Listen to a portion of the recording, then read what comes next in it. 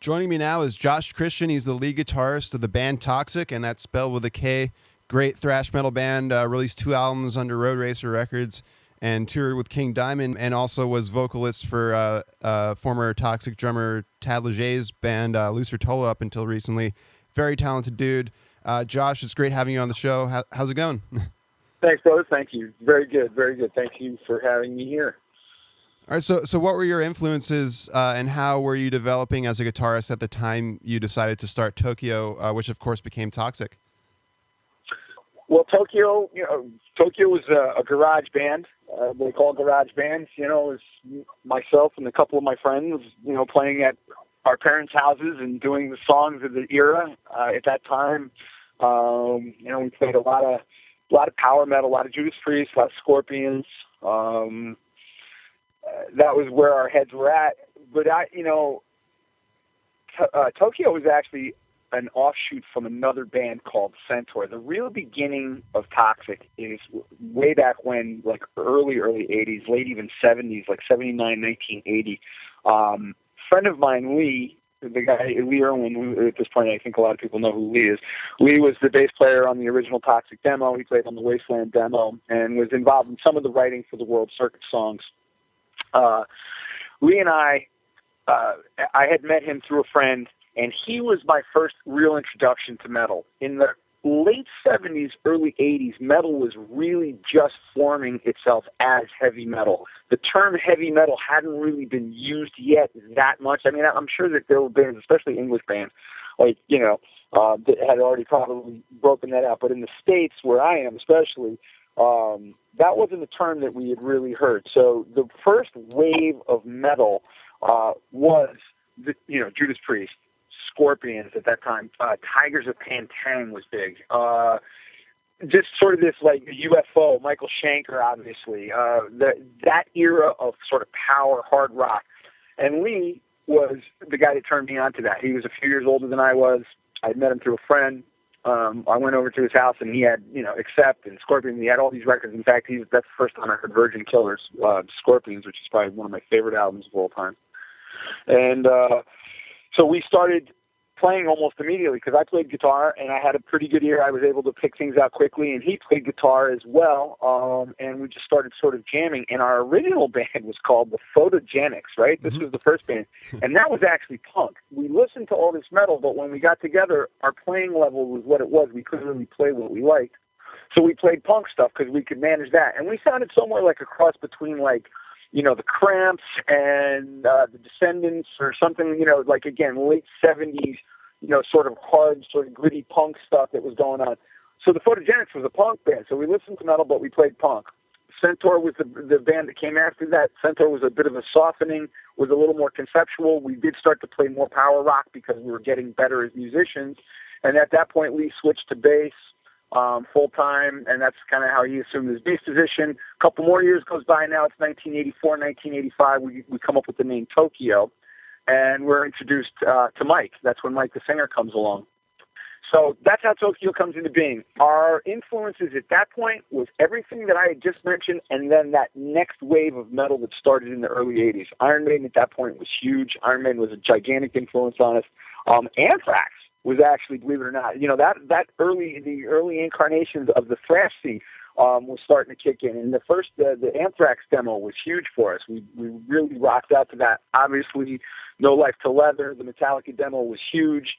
That was that era. It was a great, great time to be around. We were so lucky to be there at that because this stuff was all brand new. And it was a combination. It had this punk element to it. It was like, I think everybody around the United States did the same thing we did, right? We all really couldn't play what we liked, so we played this sort of punky version of it. And through that, this other kind of music kind of evolved, which was a confluence or a merger of the two styles. So you had power rock that met punk, and that was where thrash really came from. That was the beginning. For me anyway, that was how I heard it. Motorhead, of course, was another one. Venom was huge. When those first records came out, it was like, holy shit, So there you go. That's it. Definitely. And so what was the progression of that turning into Toxik? pretty short order after that, we realized that, again, that maturing process. You got the first 4 years, you kind of incubate, figure out what you're going to do, then you land on a style. Once we arrived at the style we wanted to do, then it really actually moved pretty quickly. We'd always written a lot of originals. Another thing that I got from Lee, I got to give credit where credit is due. The dude really put me on the track to writing songs very early on. He was like, anybody can play somebody else's stuff. Why don't we do our own thing? And we had always kind of had that. So our songs reflected whatever we were playing at the time.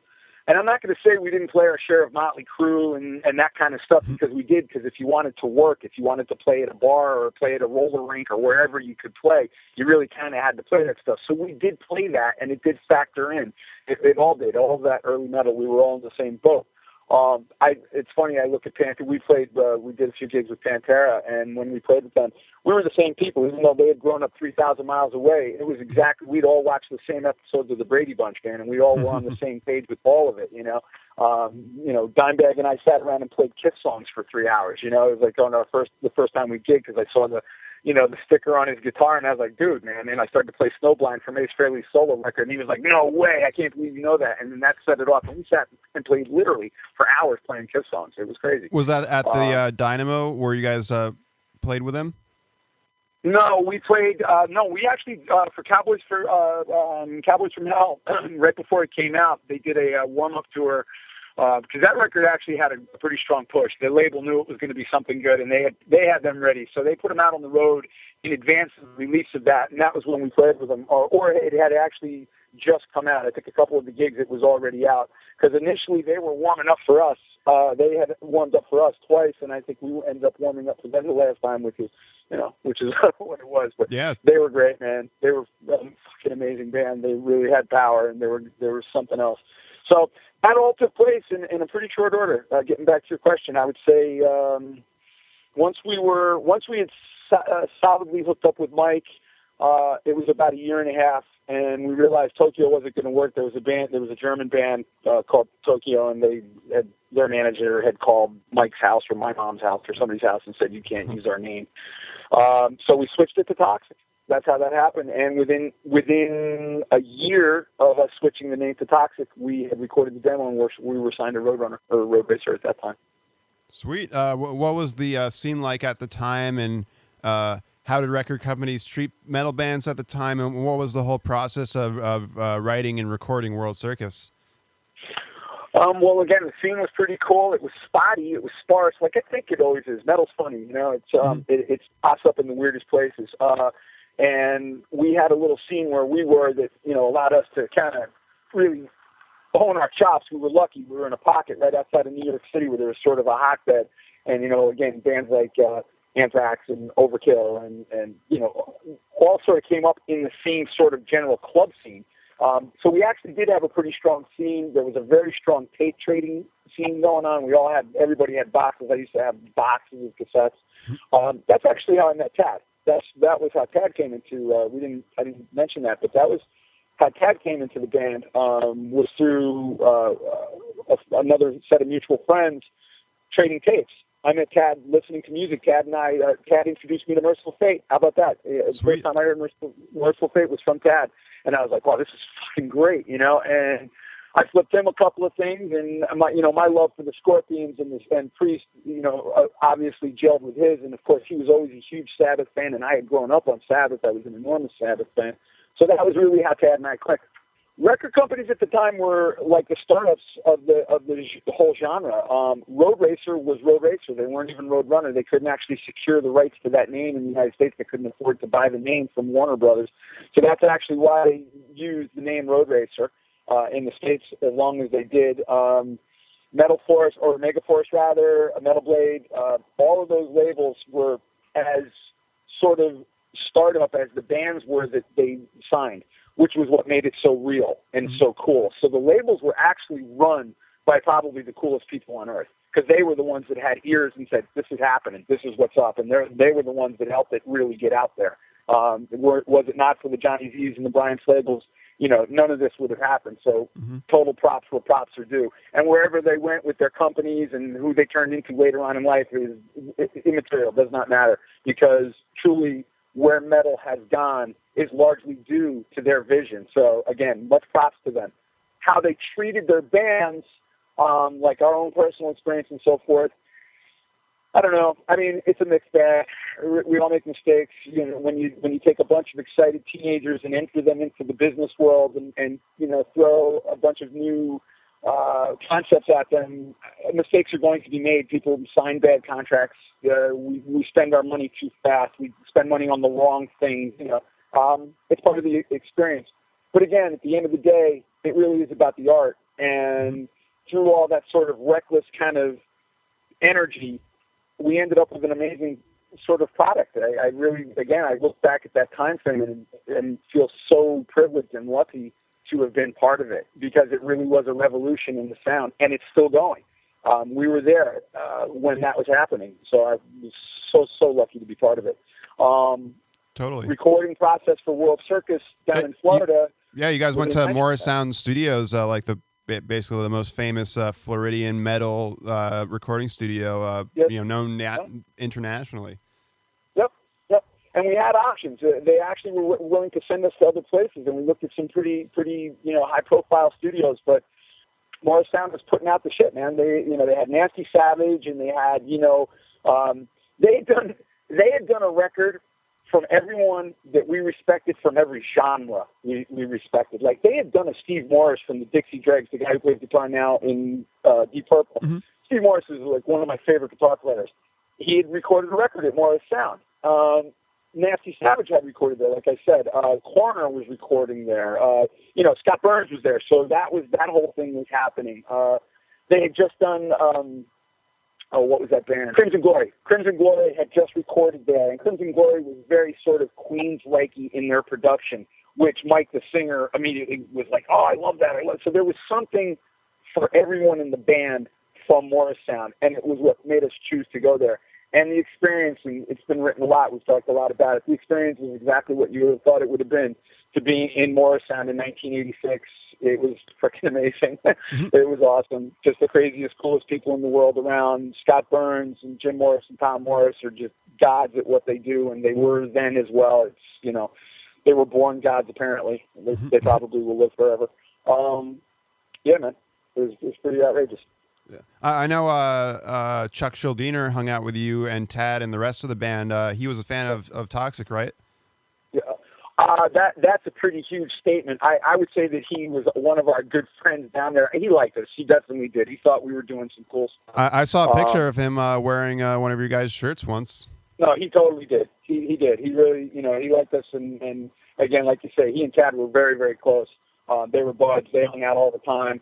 And he was a super, super nice guy, man. But with us, you know, I don't even have to say it. Rest in peace, obviously. Very, very sorry to what happened with Chuck. Very talented guy, smoking, you know, big brain, smart, you know, big picture kind of thinker guy, man. Wrote great songs, played really great guitar, had killer lyrics, had a super unique voice. Just had it down. Knew how to put a great band together. Chuck was the shit. Mm-hmm. Chuck was the real deal. Totally. Toxik, like even on like going back to World Circus, like the guitar playing is extremely very well honed for, you know, compared to a lot of other bands. Definitely a lot of and it gave it kind of definitely a unique flavor. What are some guitarists that you're into at the time, and how do you like learn how to progress into that kind of skill level? Well, you know, people that influenced me at that time were. I've kind of mentioned him already. Uli John Roth was probably my largest influence from Scorpions. I loved his playing. I loved what he did. You know, when I first started taking guitar lessons, I actually had started on drums, and I played guitar for years. You know, as sort of just somebody who just played guitar. I didn't actually take the guitar seriously until I'd already been playing it for quite a while. You know, and I still remember my dad saying to me, like, you know, why don't you take some lessons? Why don't you take this seriously and not just, you know, fool around with it? You know, because he saw where it was headed. You know, what happens to teenage people is that they get into a scene where they're hanging out with a certain group of folks, and, you know, one thing leads to another. And for me, the group of people that I was hanging out with, unfortunately, the kids that were a couple of years older than me were all going to jail. And I think my dad saw that and was like, okay, I don't want him to go to jail. So why don't you start playing the guitar? And it's a reversal, right? Because most parents don't do that. Most parents are like, stay off of that thing. Go get a real job. At least in my tax bracket, my parents were blue collar. So, I grew up in a working house. You don't fucking guitar. What's that? Go get a job. But my dad was pretty cool. He said, go get some lessons, go take lessons, take it seriously, be good. It doesn't matter what you do, be the best you can be at it, right? Any good parent gives their kid that advice. So I went out and I started taking, of course he didn't pay for my lessons. I had to pay for them myself, but that was okay too, because I learned how to pay for stuff myself. I went to a guy named Lou Ubriaco, who was kind of legendary and still is actually from where I'm from, again, about 20, 30 minutes up north from New York, northwest of the city. Lou was a heavy shredder from a band called Mighty Joe Young and Rat Race Choir, which were very popular in the 70s. And he and another guy, Steve Luongo, who was a super talented drummer. And I was lucky enough to be close enough to get to Lou's shop where he taught. I didn't have to have a car. I could get to it. I could hitchhike or ride my bike or whatever. I could get to it on foot if I had to. And it's because at that time I wasn't driving. So I used to walk to my lesson, and I had this crazy job. I would work at night. I worked at an AM PM, a 24-hour market, and I would work the night shift from 11 until 7 in the morning. And after 1 o'clock, you get the last customer. The next wave starts happening at 5 o'clock. Well, that would give me a 4-hour block to practice, and I would sit and I would play my guitar every night for 4 or 5 hours, every single night. And at that time, I was practicing a lot. Like I had Hello Waits was a big record for me, and I had learned all the songs, and I used to play along to that. And I was playing, I was actually teaching myself the rhythms that I liked at that time. That's how I was really getting into it. I think that anyone can play an instrument if they want to. Mm-hmm. I think that some people are more naturally inclined to certain types of playing. And I don't think you have anything to do with it. I know there's a lot of people out there that want to really kind of beat their chest, and I think you can overcome a certain amount of inability, too. I think there are people out there that can work around their non-natural talent. But it's very hard to be something that you're not, and I don't think everyone is engineered physically to play at that sort of guitar, if that makes sense, if you know what I mean. I think that you are naturally, or you are either born to do it or not do it.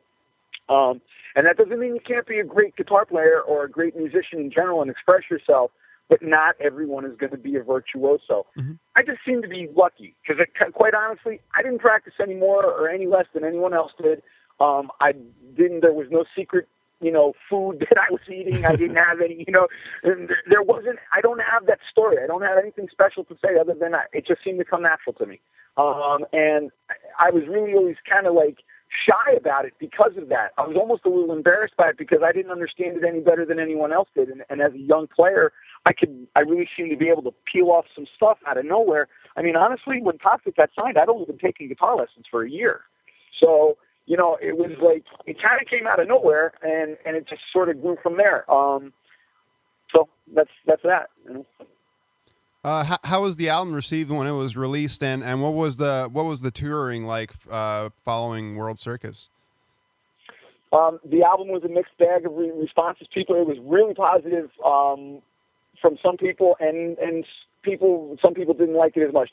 Again, metal is a very, very specific group of people. There's a regimented sort of acceptance or, disapproval of things based on one's personal taste. And people who were like into blacker metal, I don't think they got Toxik as much. On the other hand, people who were more open-minded when it came to, the rhythms and what we were saying musically, I think them that got it really got it, and we had really, really a great fan base that we have actually maintained until today.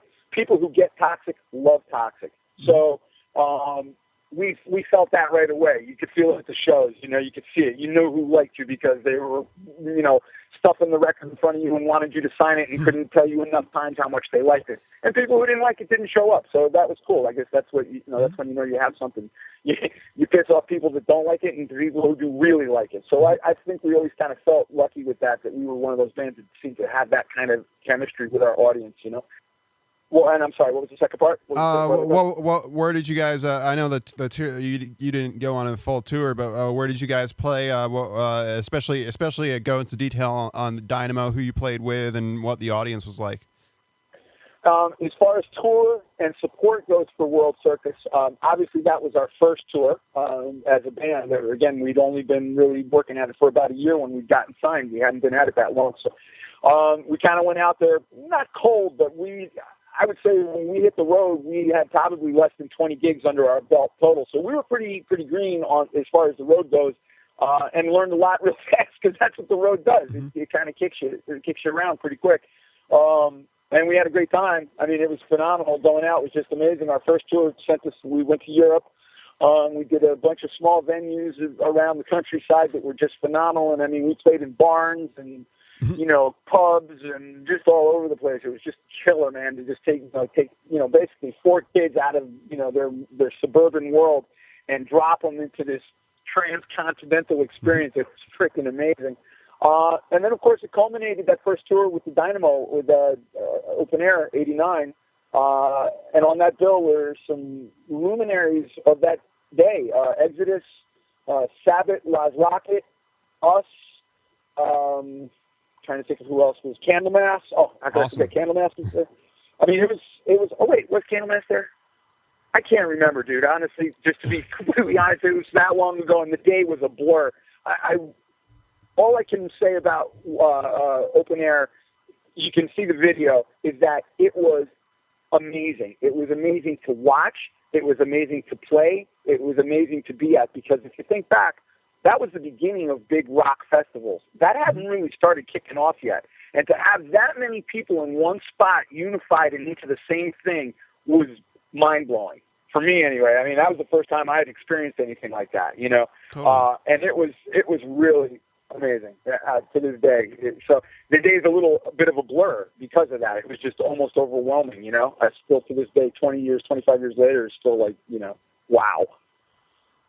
Totally. And yeah, I didn't know that metal festivals are, of course, huge now. They have, like, every country has some at least one, and it's always huge, and everybody comes out, and it's all a really good time. People coming out with the sort of same passion for heavy metal. It's great. I love it. I love the festivals. In fact, with the announcement here of some Toxik happening in 2013, I've already gotten a couple of messages from a couple of different festivals actually asking us if we would consider coming out and playing. And it's a little early for that. It's a little early to be thinking of anything like that, actually. But it's flattering, and it's cool to know that, if we get this going the way we'd like to, there's probably a place for us to come out and do our thing. Totally. And for those just joining, I'm talking with Josh Christian. He's the lead guitarist of the band Toxik. If you don't know them, check it out. It's spelled with a K. Got 2 great albums, World Circus and Think This. And they also have a few DVDs. One came out from Displeased. It's the Dynamo Performance. And another one comes straight. I might be sold out, but if you want to hit up Tad Leger on Facebook or MySpace or anything like that, he might have some copies left. So check out the music. Toxik has a lot of progressive influences, and certainly a lot of it stands out a little bit more on Think This. What were the different kind of not even just progressive, but also kind of fusion type music that you were into that or helping you to write songs for Think This, and even going back to World Circus? Cool, good question. I had personally always been a fan of progressive music. Band UK, Alan Holdsworth. Later on, Terry Bozzio. Again, I was a drummer before I was a guitar player, so I had sat around as a kid and played drums to a lot of that music. I was a big fan of prog music. I'd always liked, Yes is another huge influence on me. King Crimson.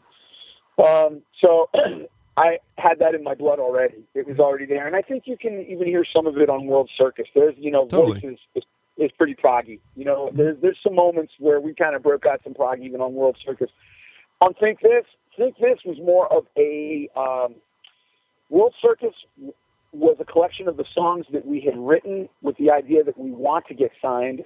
Think This was written from the perspective of we are already signed. It was more serious. It was less random. Again, when we're trying to get signed, we're putting out a certain energy, hoping to attract, right? We're really, again, we're trying to get our music out there, and that's a very different energy than your second effort, which is, okay, now we're signed. How do you follow that up and progress. And that's kind of a hard combination. A lot of bands stumble on the second record. It's not easy to do.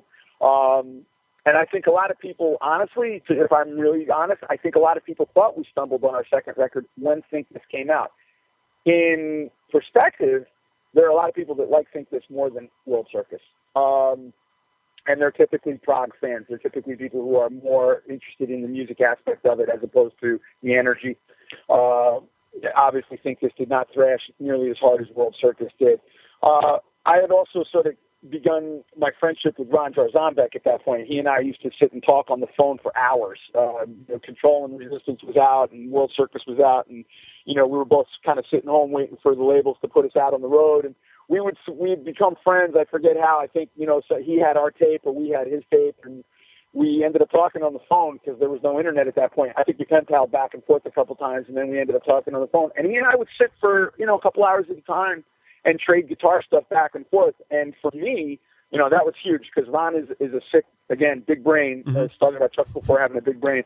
Ron Jarzambek is a big brain. That guy is thinking in an omnispheric sort of way. He just came out. He came out with like an iPhone app, which is just absolutely ridiculous.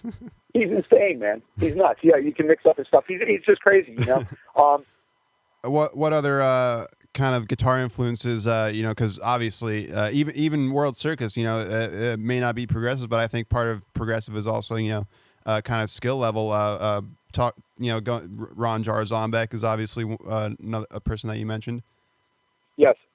Guitar-wise specifically, okay, I see what you're asking me. Guitar-wise specifically, well, Yngwie was an influence on everybody at that point. I did come out of that neoclassical school. It was kind of hard to avoid at that time because that's really what was pumping. Again, Lucky Gosh was at the beginning of a lot of this. Guitar shred was something unheard of before the mid-'80s. Shrapnel Records, Mike Varney, Shrapnel Records, Paul Gilbert, Greg Howe, that whole guitar explosion, Cacophony, Jason Becker, Marty Friedman, all of those people. That was all at the same time we were happening. So there was sort of a rush, and I think that I think credit be given where credit is due. I think that Yngwie was really responsible for a lot of that rush. I think that he showed people that, hey man, you can break this sort of speed barrier that had been imposed before, and not to take anything away from the giants that everybody stood on the shoulders of afterwards. But Yngwie stepped it up, and then it has stepped up progressively since then to the point where we're at now. Where, again, kudos to Ron Jarzambek, just to jump back to Ron Jarzambek, who has absolutely stayed current and is every bit as much an influence and a contributor to that as anyone else, any other artist. The level of guitar playing now is insane. So, it's just nuts. But, all the people that I just mentioned, they were all an influence on me, all those guitar players. Of course, I'm trying to think. There weren't very many thrash bands that had serious guitar players. Alex Skolnick and I, really, from the American side of things, I mean, Cacophony, I don't know if you could call Cacophony a thrash band. I don't think they really were. So if we're really going to say, thrash, that genre that was thrash speed metal in the late 80s, I can't think of anyone else. Détente. Other than that, I can't really think of anybody else that sort of did what we were doing. We were the only two guys that did that. And I always totally respected Alex's playing, but I don't think I was influenced by him because we were coming out at the same time. Same thing with Dimebag. I think he's an amazing player, but we were the same age. We came out at the same time. So I was influenced by what he was influenced by, if that makes sense.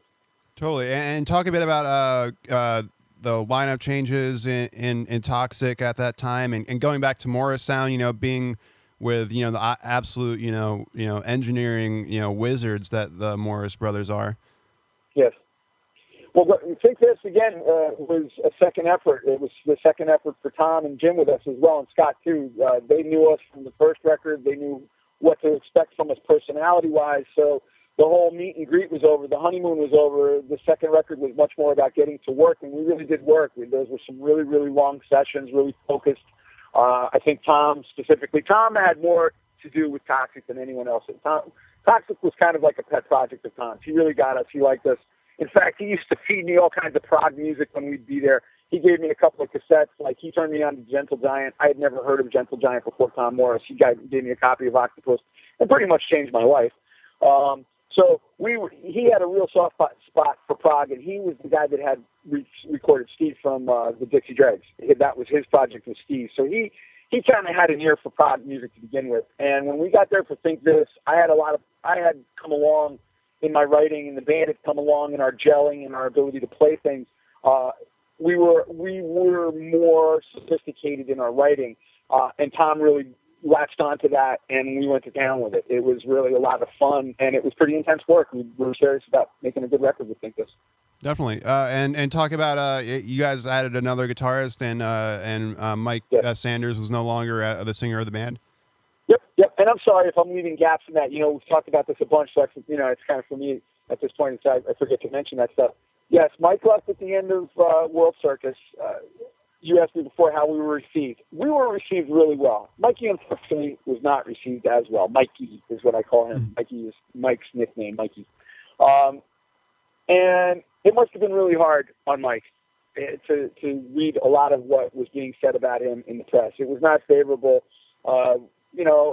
Mike's power metal style vocals over our sort of speedy mix-mash of influences just kind of put it beyond people's ears. And which, I have to be honest with you, and I'm going to throw this out there for my brother because I love Mike, and he's just the greatest guy in the world, and I love his voice on World Circus. I love his voice. I didn't think he was saying any higher than Alan Kekio or Jason McMasters or, from Watchtower or, any number. I guess there's no real reason to actually finger names. I don't want to do that. That's not cool. But you know what I'm saying? Like, he was certainly not the only high-pitched singer out there. Mm-hmm. There seemed to be something extra to Mike's voice that pissed people off. I never really understood what that was. Because he really wasn't the only guy doing what he did. I don't think his voice was any more grating than, and again, I guess I just said I wasn't going to do names, but I got to throw this one out there. Joey Belladonna from Anthrax. I like Joey. He's cool. I love Anthrax. I think they've really contributed to the genre of metal over the years. But, like, in terms of annoying voices, Mikey's more annoying than Joey Belladonna? I don't know. I never got that. I can never figure it out. But anyway, and at the end of World Circus, when we got done with the tour and it came time to do the next record, we did the demos for Think This with Mike, and it was a combination. It wasn't Mike's best performance. His heart wasn't in it. Again, he had been sort of beat down by the press, and the label really poo-pooed it. They were not feeling it at all. They did not like his performance, and they kind of were ready to drop us. They were ready to let us go, and we were ready to fucking quit. We were like, you know what? You don't want our singer, we'll leave. We were ready to bail on it because Mikey was our brother, and we weren't. That was. That was a big part of the energy, was that we were such close friends. We really were close.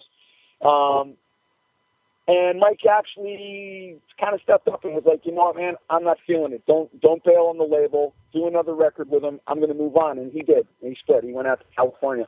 And it was definitely more than bittersweet letting him go. We both kind of had to take applause on that. Mm-hmm. Life moves on. And Charlie, who sang on Think This, Charlie Sabin, was a local guy.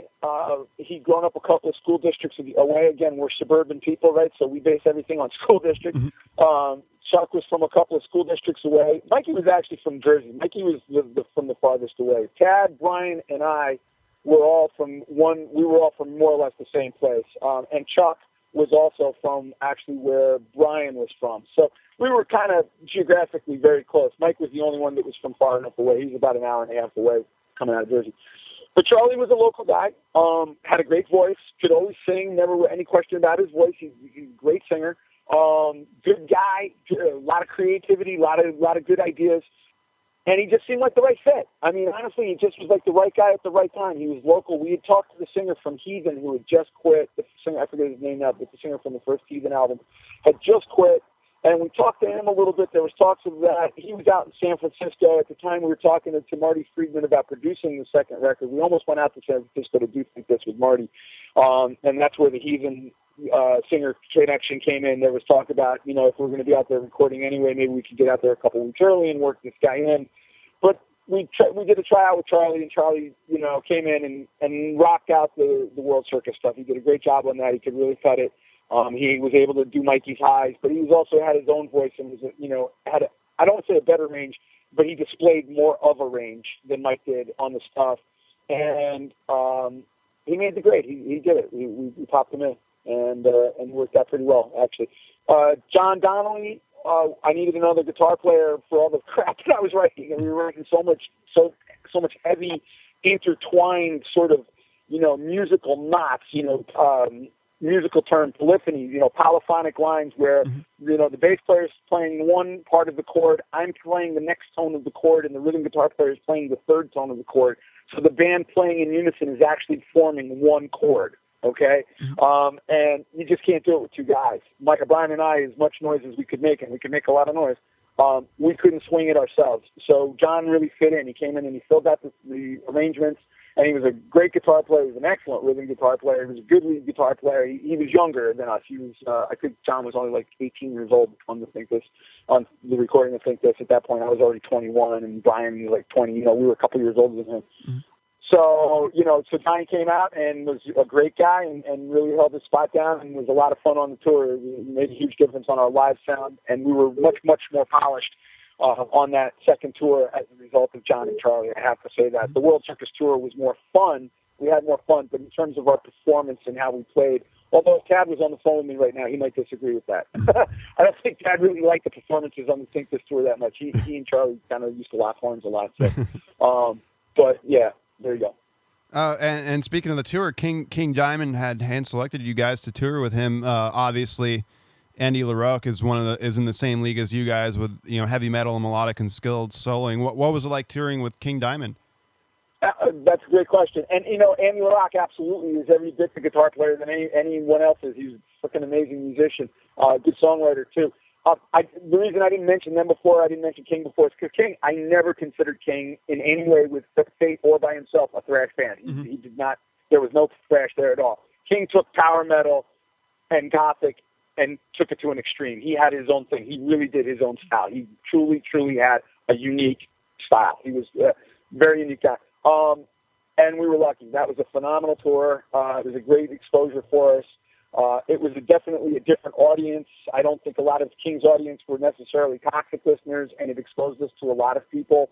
Our sales showed that. We were selling a lot more records on Think This.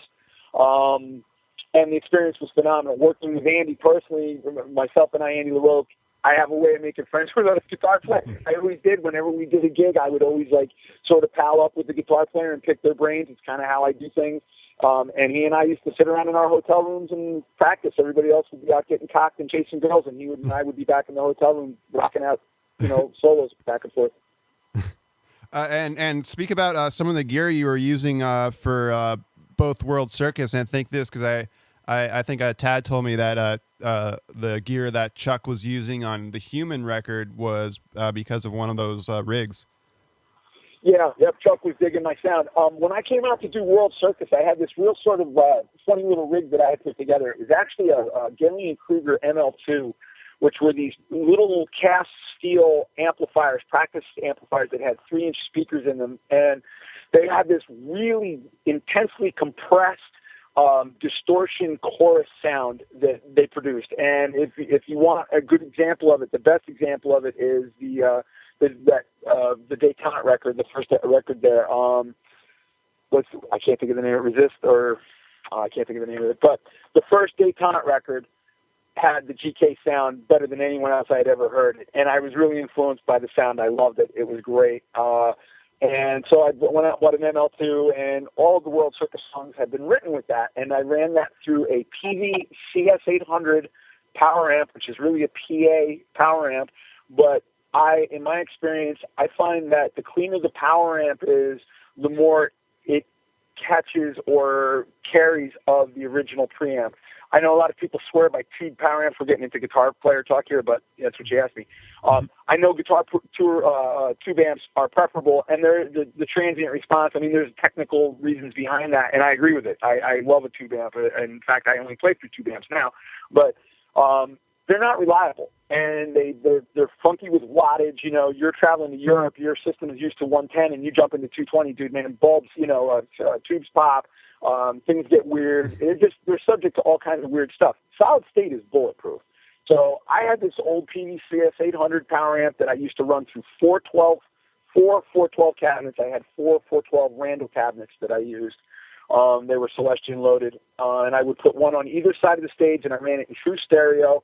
And when I was running the MLK through it, I used the stock MLK chorus, which really had a way of throwing my guitar sound back and forth between left and right of the stage, which really filled it out, because at the time we were a power trio with a singer. It was just me and Brian, so I needed to fill in that space, so that's how I did it. I would run a cabinet on the other side of the stage with a heavy chorus, and it would really, again, spread it around.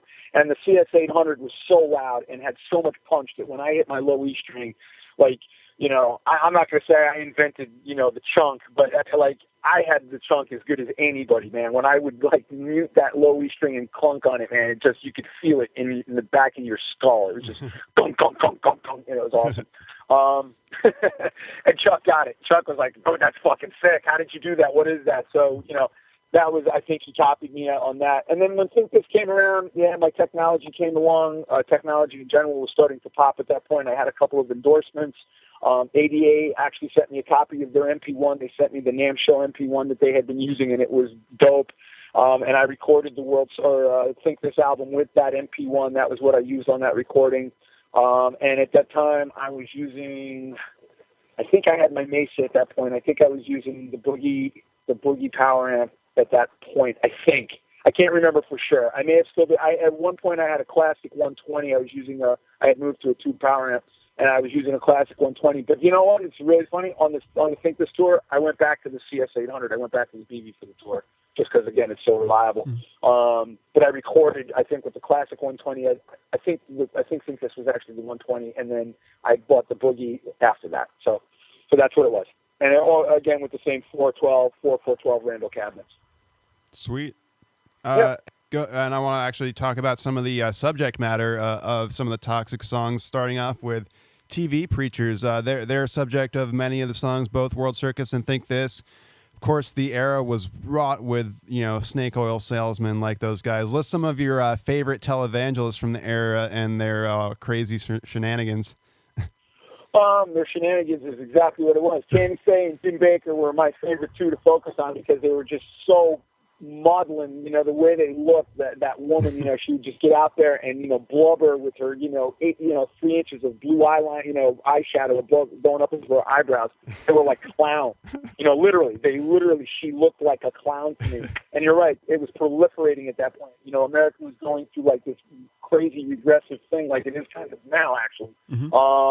And it was just confluence of Christian right fundamentalism sweeping over the nation. You got to remember, that was during the Reagan era. And I don't want to get into an economic discussion here because it's not metal, but there's a guy named Milton Friedman, and Milton Friedman had Ronnie Reagan's ear. Milton Friedman was an avid, ardent free market capitalist, but he wasn't really a free market capitalist. He was a corporatist.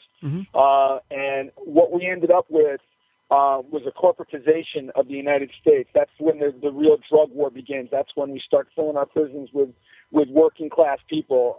That's when we start, you know, charging people to be sick, and suddenly our health care is, you know, exceeding, 19% of inflation. It's insane, and it came directly from that time, and the Christian right were really part of that. They've always struck me, and I still wage, to this day, a war on that fundamental wing of the religiosity in the United States, especially. They are materialists to their core, and they are in no way godlike in their lifestyle and in what they preach. They exploit, they waste, and they are charlatans, basically. And I'm not a religious guy, but I have a huge bone, and you can probably tell that my voice changed as I talk about this. I have an issue with people who come across righteous, who use false righteousness to subjugate other people, to put it on other people, Come and join me, brother. You will be saved, and send me your money. Fuck you. You know what I mean? Like that, exactly. That whole trip always made me irate. I just could never tolerate it, And yeah, it manifested itself all over the Toxik records. I was all about it. But I want to say this because I'm sort of ambivalent about my relationship with the maker, right? I know, especially anybody who knows me from Facebook or has read my lyrics over the years. Sometimes I'm talking about God being the only answer, and sometimes I'm talking about there is no God.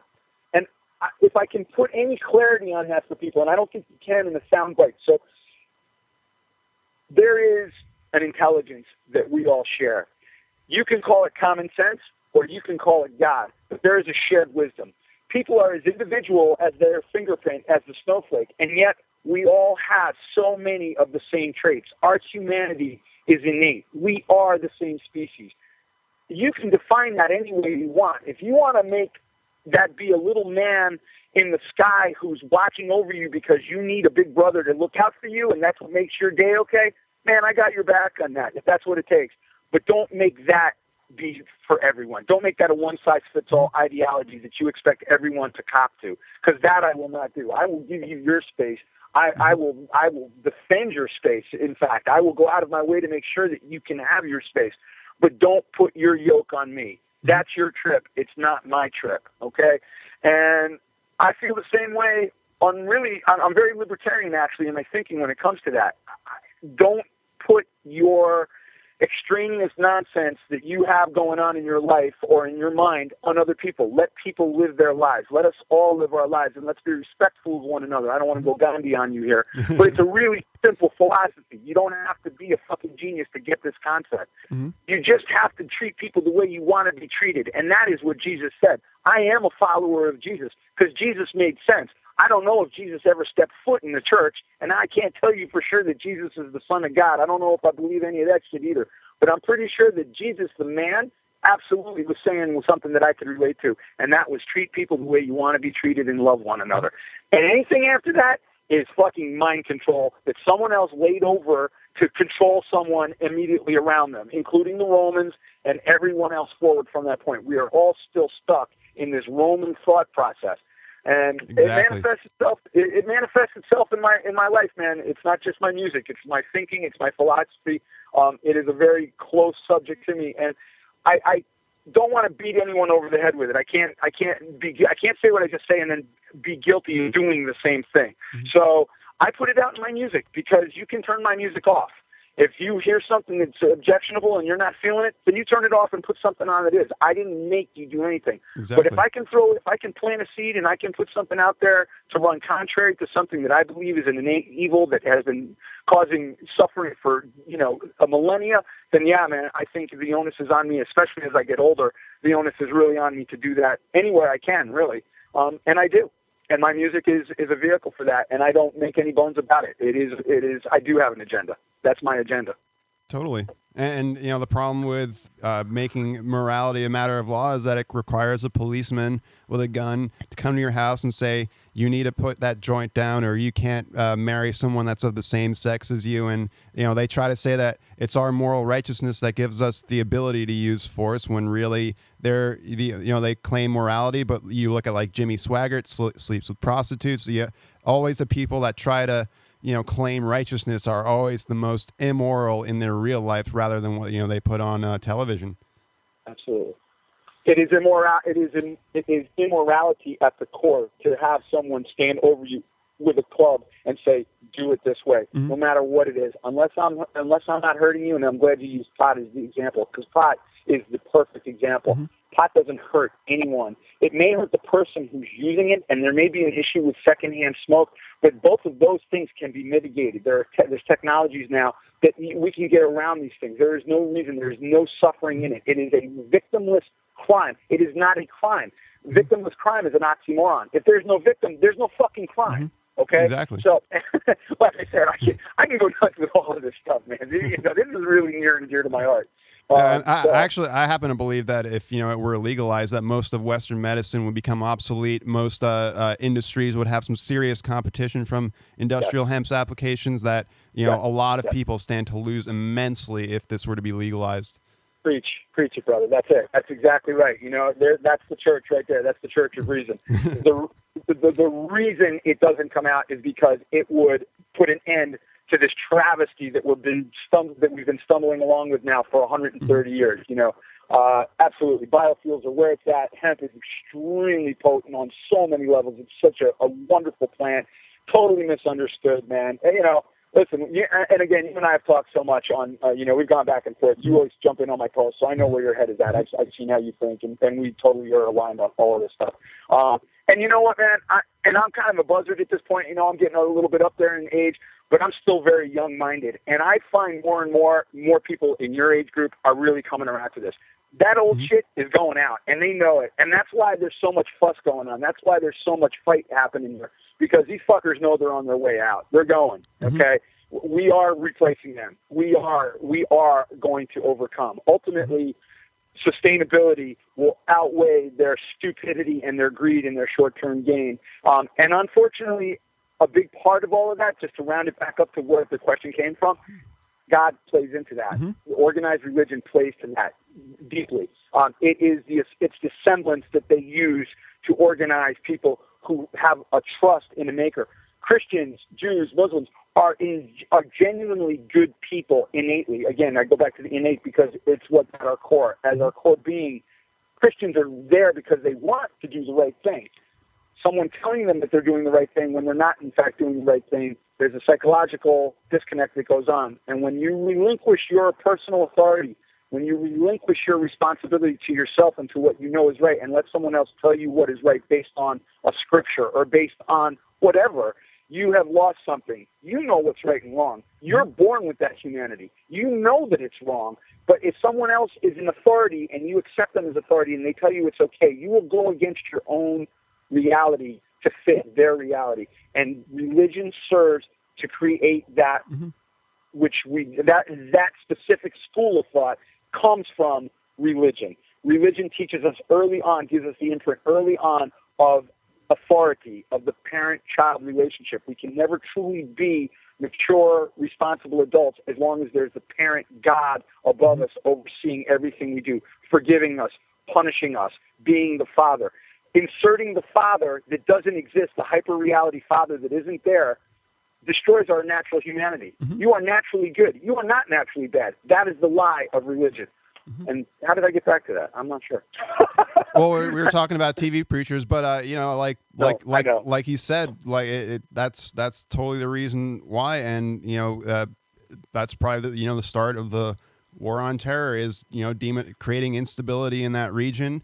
Yes. Certainly, it's not just Israel or a Jewish thing, because we also support Saudi Arabia, who hates everybody else in that nation. So it's really kind of just a mixed bag of irrationality. And I think the top of it is military-industrial complex, just scraping off,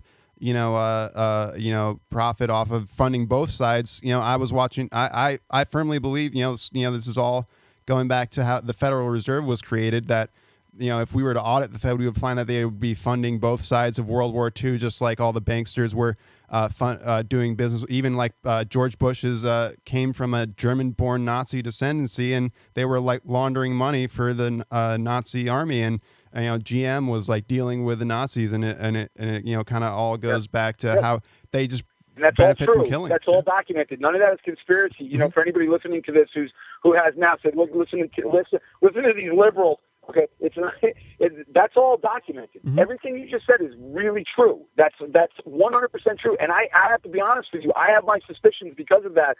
This war on terror that's gone on for the last decade, there is a finite amount of money that's traveling the surface of the earth at any given time. We know what the currency flows are. We know how we can account. That's what accountants are for. We can account for what money there is on the face of the earth in circulation at any given time. We can account for it. So in order for the United States to spend $1 trillion engaging an enemy out in the desert, physics, just in the science of the universe, would tell us that someone else must be spending a near equivalent amount to repel us. Yes? If we are spending this much money to do this accomplishment, and we are actually fighting someone, then that opposing force must be spending somewhere. It may not be apples to apples, but they must be spending a gargantuan sum to keep up with that $1 trillion expenditure. Are you telling me that we can't find out who's spending that money? Are you telling me we can't follow the money trail? Really? Follow the money is the oldest thing in the world. Of course we can. You never hear that question. No one talks about that at all. And why don't they talk about that? Maybe because we're funding both sides of it. Maybe the reason it's $1 trillion is because we're paying for both sides of that. I don't know that. I mean, that's really conjecture. But is it impossible? Absolutely not.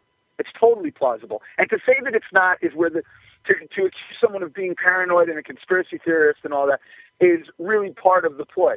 It is stupid to not think that could happen because, of course, it could happen. If it has happened, it can happen. And we're back to rational thinking here, which unfortunately is not really part of the conversation. There's not a lot of rationalism going on. What you're saying is actually quite rational, but can very easily be turned on its head by people because the mainstream is really taught to believe that anyone who talks like that. In fact, Alex Jones did this thing last week, right, where he got on the phone or got on that show with, what's that guy's name? Piers Morgan. Yes, Piers Morgan, right. And he went nuts. And I think Alex Jones is a dubious character in the spectrum anyway. I don't believe in Alex Jones. I never really have. I think that Alex Jones is actually, I'm more partial to Jesse Ventura because he's not sensational. He doesn't jump the shark. Not like the way Alex Jones does. And I don't know about Jesse Ventura either. I don't know about any of them. None of us can. But I thought specifically, and again, we're not really talking about music anymore. I don't know if you're going to want to use any of this, but it's an interesting conversation. And I know you're into this stuff, so it's cool. I thought it was very interesting that Alex Jones got out there and did what he did. Alex Jones created a wall now for anyone that suggests now that taking automatic weapons or semi-automatic weapons away, because automatic weapons are already away from us, taking semi-automatic weapons away from people and with assault rifles and bulletproof vests away from people and not taking them away from the police forces, anyone who suggests that that's the setup for a totalitarian state will now be called an Alex Jones. Oh, dude, what are you, like Alex Jones? What are you, an Alex Jones nut? That's what that performance really, I believe, could have been. I think because it was so outrageous and it was so sort of pretentious and weird the way he got all he does that excited thing that he does. I've seen him do that before, you know. And there's something really false about the way he gets worked up. It really strikes me as being super, super plastic. And now there's a title for people when they say, "Hey, man, do you think it's really a good idea to give up all of our stuff here if the cops still have it? I mean, does that make sense? Does it make sense to have?" In the meanwhile, Homeland Security has dumped billions and billions and billions of dollars. My Carl Sagan impression there have dumped billions of dollars into the policing agencies around the country, communities, man, towns, counties, states. All of these have been bolstered hugely in the war on terror and now have become completely militarized. Their training, their equipment, their surveillance, all of it is straight up military.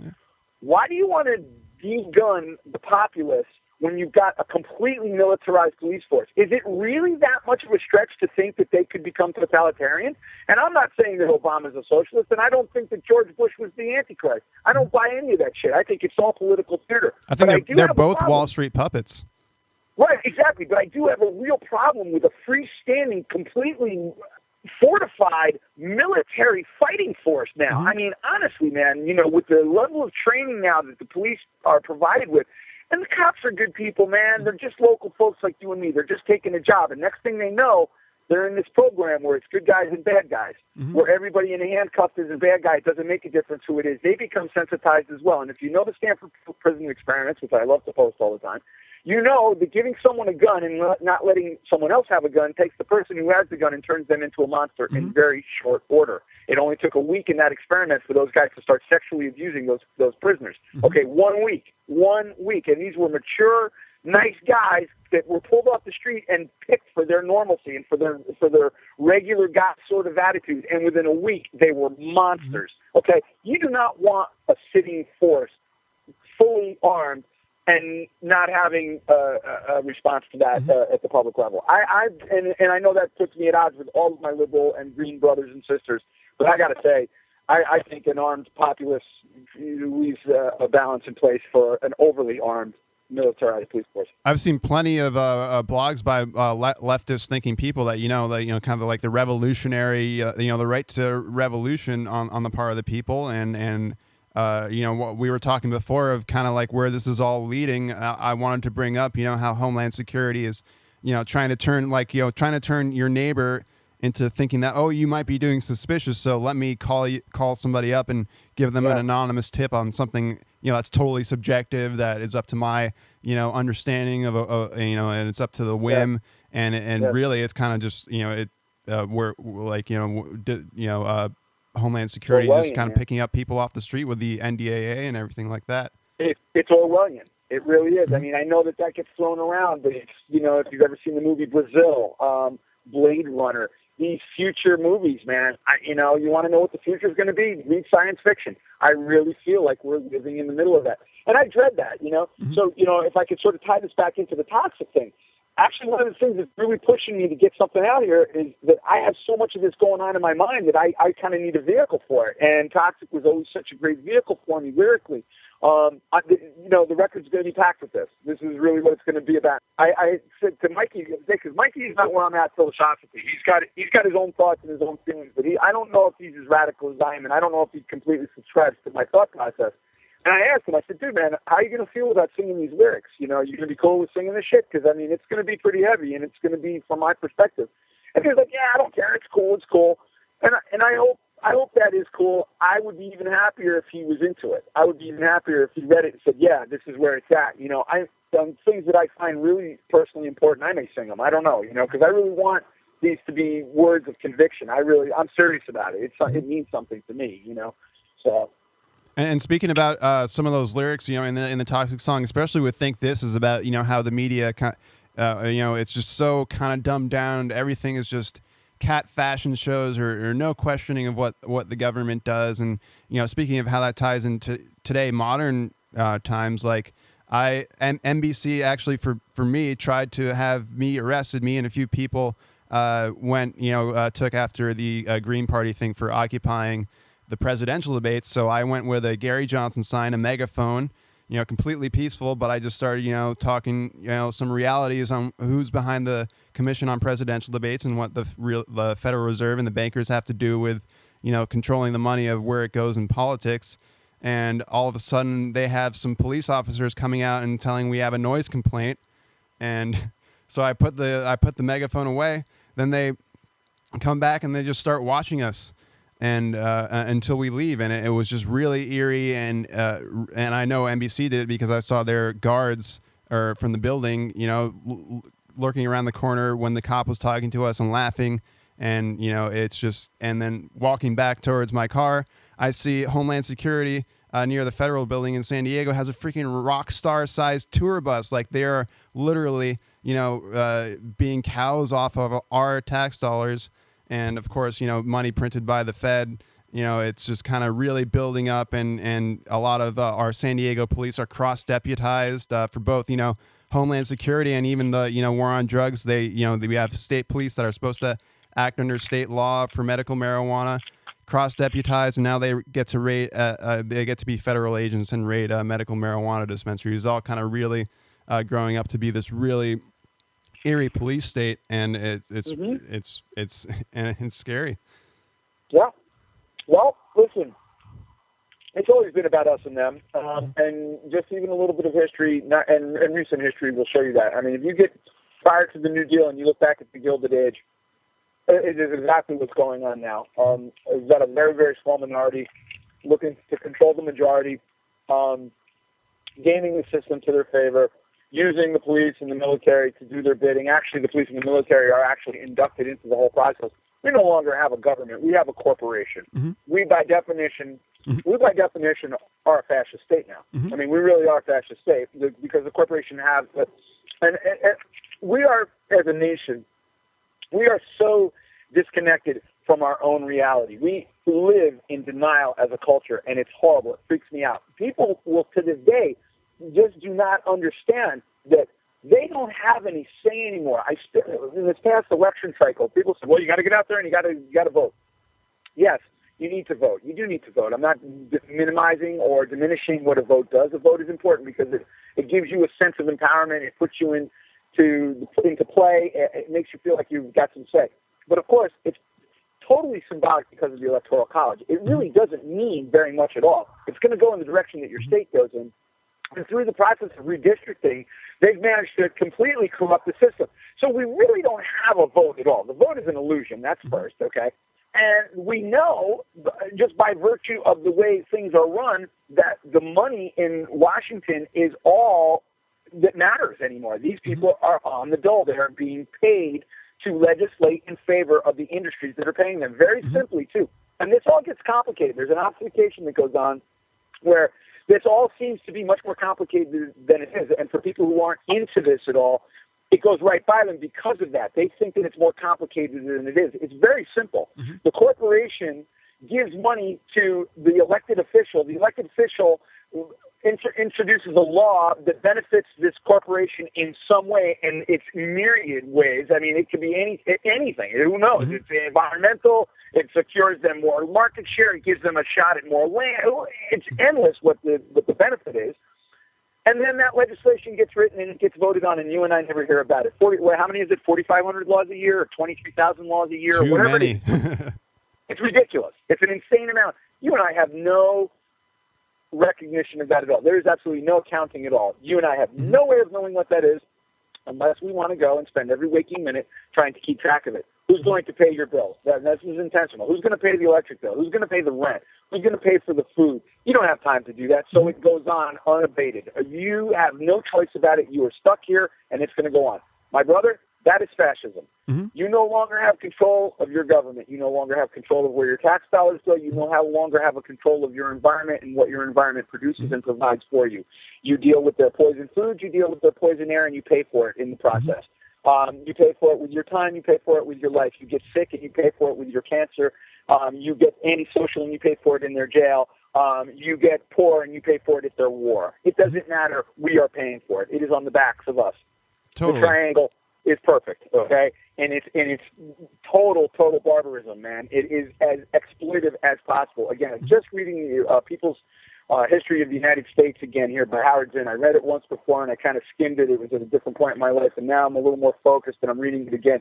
And the first chapter is about Columbus and the Indians and what went on. And dude, man, the barbarism that this country is founded on is unbelievable. Literally a hell on earth. And of course, Columbus, the classic false Christian, the classically false Christian, used Leviticus time and time again, the book from the Bible, used it time and time again in his writings and in his letters back to Spain, justifying what he was doing and even bragging about it, even bragging about the generosity and the vulnerability of these good people and their generosity as he literally hacked into them. And we, as people who are sensitized to a certain amount of violence through the media anyway, that doesn't mean anything to us until you read the actual accounts of what went on. And, they talk about, they would sharpen their knives, and just to make sure that the blade was sharp, they'd grab some 10-year-old little girl by her hair and carve a piece of her arm out to be sure that the blade was sharp. Wow. Just little stories like that. Let's put the horror in perspective. Let's put a face on this, okay? Because that's where it all comes from. And our nation is based on that. Our nation is founded on that. I do not hate America. I love America. I love the principles that America says it stands on. But we're not there at all. At all. And we've never even made an attempt to be there. You and I get to experience the Constitution in the visceral way. We live it. Working class people, we live that. We have to experience that. At a certain point, wealth and privilege exonerates people from the Constitution, from God's law, from all laws. Money, him who has the gold makes the rules. That's the golden rule. So, actually, what's his face? One of the guys that were, one of the main people behind the Federal Reserve said for the Mayor Rothschild, I care not who makes the laws of the land. Show me who controls the money. Mm-hmm. Exactly. Right? Yeah. But yeah, I mean, what you're talking about is, like how Think This is about the media controlling everything. You're not going to find out that every single dollar of tax goes to pay interest on the debt owed to the Federal Reserve. Like, there's a reason why certain few groups of rich people don't pay any taxes, is because all our tax dollars are going straight to them, and then they just print the rest to cover the funds of government. So it's really just a giant Ponzi pyramid scheme where they're going to take everybody's wealth and concentrate it to themselves, and then dole it out slowly. And it's kind of like but their credit spree, I think, will come to an end when this all comes to fruition, unless they just scrap the dollar and go with some new sham currency, but it's all a giant scheme. Well, what we have is state capitalism now. We don't have real capitalism. Doesn't exist. There is no such thing as a free market. And I'll tell you, and again, you mentioned Gary Johnson before. I like Gary Johnson a lot, and we talked about that, you and I before. I don't believe that we can have a free market. You probably know that anyway, right? You know what my take is on that. Unless we redistribute resources and we break up the oligarchs, there's no way to have a free market. The big fish are going to eat the little fish. And really, there is no market without some regulation. There's certainly no market without a central currency. And a central currency automatically denotes a legislating body because someone has to preside and administrate that currency. Ergo, there's no such thing as a free market. There will be a centralization in the chain. It's just inevitable. That's why market alone is not enough to structure a society around. You cannot structure a society around production and market, and it just doesn't work. You cannot do it, and I don't care what anyone says. I know there are a lot of people that want to believe that, but the reality is it cannot work. And I think the main reason for that is, I think the real reason that most people don't ever stop and consider. I had a conversation with a guy from a bank not that long ago, a couple of weeks back, a representative who was getting ready to retire and had worked at a bank called Community that I have here in my part of the country. I don't know if they're anywhere else, but they're here. And Community Bank has actually weathered the whole storm pretty well, the financial storm. And here's a guy who's getting ready to retire from it. And he's talking about his pension. And he's kind of, we're starting to have a little bit of a conversation, and he immediately goes into, disparaging the poor, the people that are spending his money. I'm sick of paying for these welfare cheap. He starts to chew on his fucking neck, and, it's all I can do to not, smack the guy around. Because, you work for a bank, okay? You, of all people, your entire existence is predicated on a lie. Banks are a lie. All our fiat currency, the only thing that backs that, there's no gold anymore, is the production of the people. Ultimately, our currency is based on what you and I do, what we make. Bernie Madoff never made a thing in his life. He moved money around, okay? Hedge funds managers and people like that, they don't make anything. They move money around. They're not productive people. They're the parasites. Any person who could sandbag or save $1 billion, let's say you've got an equity and you're worth $1 billion or $2 billion, you have to be a sociopath to have that much money because you're never going to be able to spend that much money. And that money could do so much good for people that are suffering. So for you to actually warehouse that energy that way says a whole lot about you as a person. I'd like to be comfortable, and I like nice things, but I don't want to have other people suffering so that I can do that, so that I can have that. And I especially don't need a multi-million-dollar buffer to be sure that my kids and my grandkids will be able to do that. That's a dynasty of luxury based on the suffering of other people. All money is a metaphor for suffering. That's all it is. You're going to go out and you're going to work and you're going to produce, which is going to enable someone else to sell, which is going to generate what we call money. Money is an illusion. There is no money. Do you understand the money? Are you, Alex, and I know you are, I can tell just from what we're saying. Do you understand, the concept of the money multiplier? Do you know that? Fractional reserve, 10%. Yeah, well, yeah, that's how the Fed is, they loan out more money than they actually have, which, Correct. puts people in debt and just creates, but they're the ones that are, they're the bad loaners. They're the ones who are loaning money that they don't have. If I was, a bank and I looked at the Fed, I wouldn't, loan to them on any rational basis. Of course not. Of course not. Well, their charter, the Fed's charter is actually is constitutionally added. Their charter comes from not their reserves, but from our productivity. Their charter is based on that they're going to lend us money at a 10% to 90% ratio. See, that's the fucking irony of all this. Not only are they giving away $9, okay, they've got $1 in reserves, they give away $9, they lend out $9. They just lent out $9 that they actually didn't have, okay? And then they collect interest back on that 90% extra that they already put out. It is such a double screw, and again, most people don't know it. I started to tell you the story about Banker Bob here the other day, and his name really was Bob. Banker Bob had never heard of the money multiplier. He did not understand, 66 years old, banking for 38 years, did not understand the basic concept of fractional reserve. Very, very simple. You have $1,000, and I'm going to say it real quick. You have $1,000 in reserve. You can make a $10,000 loan. I come to your bank, Alex, and I borrow $10,000 from you to buy a car. I go to the car dealer. I hand him that $10,000 check. You had $1,000 in reserve. You're now allowed to lend me $10,000. I take that $10,000 check, which $9,000 of it is puff. I give it to my car salesman. My car salesman goes and deposits it in his bank. That bank deposits it as cash. Now that bank has $10,000 in its reserve, and it can lend $100 out from the $1,000 that it began with. That next check at $100,000 goes into yet another bank and gets to lend out $1 million, and then $100 million, and so on and so forth. That's the money multiplier. There is no debt because there is no money. It's all bullshit. There's nothing there. It is completely an illusion. And when I said that to Banker Bob, man, dude, I swear to God, the guy looked at me like a puppy. He twisted his head to the side and he blinked. He was like, "What?" I was like, "Are you telling me you don't understand this? You've never heard of this?" And he's like, "No, I don't know anything about it." Either he's a liar, or he's a fool, or he just doesn't want to know. But when I told him about it, he said, "Well, that's an oversimplification."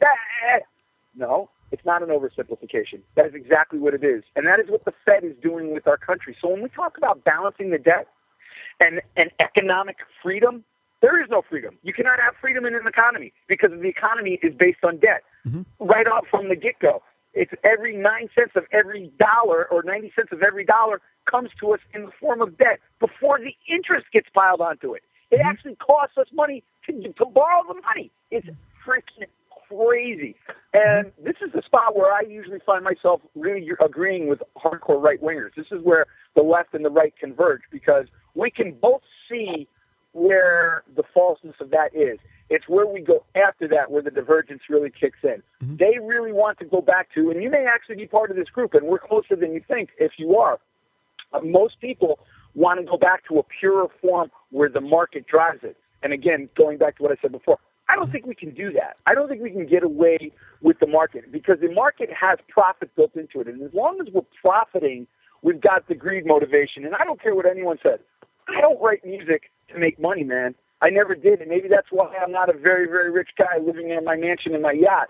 But the reality is, I never played music. I never picked up my guitar to make money. But I never thought of that once. I am pretty darn sure that Einstein didn't do what he did to earn money. I just don't think he did. I don't think that guys like that, like me, like you, like creative people, I don't think we think in those terms. I think we do what we do because we're driven to do it, because it's our human spirit that wants us to do it. Yeah, I have not been paid 1 cent for doing any of the things that I do, radio, music, or otherwise. You do it because you love it. You do it because it's creative, and you provide a service, and you give people something to listen to and to think about, and you create, brother. You create. You leave the true legacy. The money is air. It's a false legacy. There's nothing there. The creativity, art, is our only real manifestation. The building that I'm looking at, I'm sitting out in my car this whole time I've been sitting on my car shooting it here with you. I'm looking at a building, and it's a nice structure, and it's brick, and there's some metal, and there's some glass, and this came out of somebody's idea, out of somebody's mind. This was an idea. This was a drawing. This was a concept, and this was made for money because I'm sitting in front of a strip mall. But it's still a creative thing. Now, the mind that created that would have created that without the strip mall needing to be here. They would have still been pushing. They would have still been designing. They would have still been placing bricks on top of each other because it's symmetrical, and that's how their brain works. And they would do that no matter what. We would be productive with or without the finance attached to it. The idea of the minority profit mechanism is slavery, and it's old, and it's done, man. It's done. Mike Rupert. You ever see Collapse? Have you ever watched that? No. Check it out. If you get a chance, anybody listening to this, get a chance, go watch Mike Rupert. Michael Rupert's the guy that actually broke the story about the drug ring during the Bush years. Go to Alameda there. Into the airport in Arkansas. I forget. Whatever. He broke that. That was him. That was his story. He was the guy that did that. He's an LA cop, and he's real kind of, salty dog sort of old guy. He says that we're past peak oil, that this is all a lie, that there's no more room for any isms, not communism, not capitalism, not any of the isms. We're about to be faced with a really, really ugly world in a very short order, and if we don't stop this primitive thinking of ours, we're going to be in trouble. And I think he's right. I really believe that. I think all of this is just stalling what we really need to do, which is to get down to how we're going to survive as a species. I've got kids. Having kids makes you think about all this stuff a lot more. Being a parent really does help you focus your mind around this.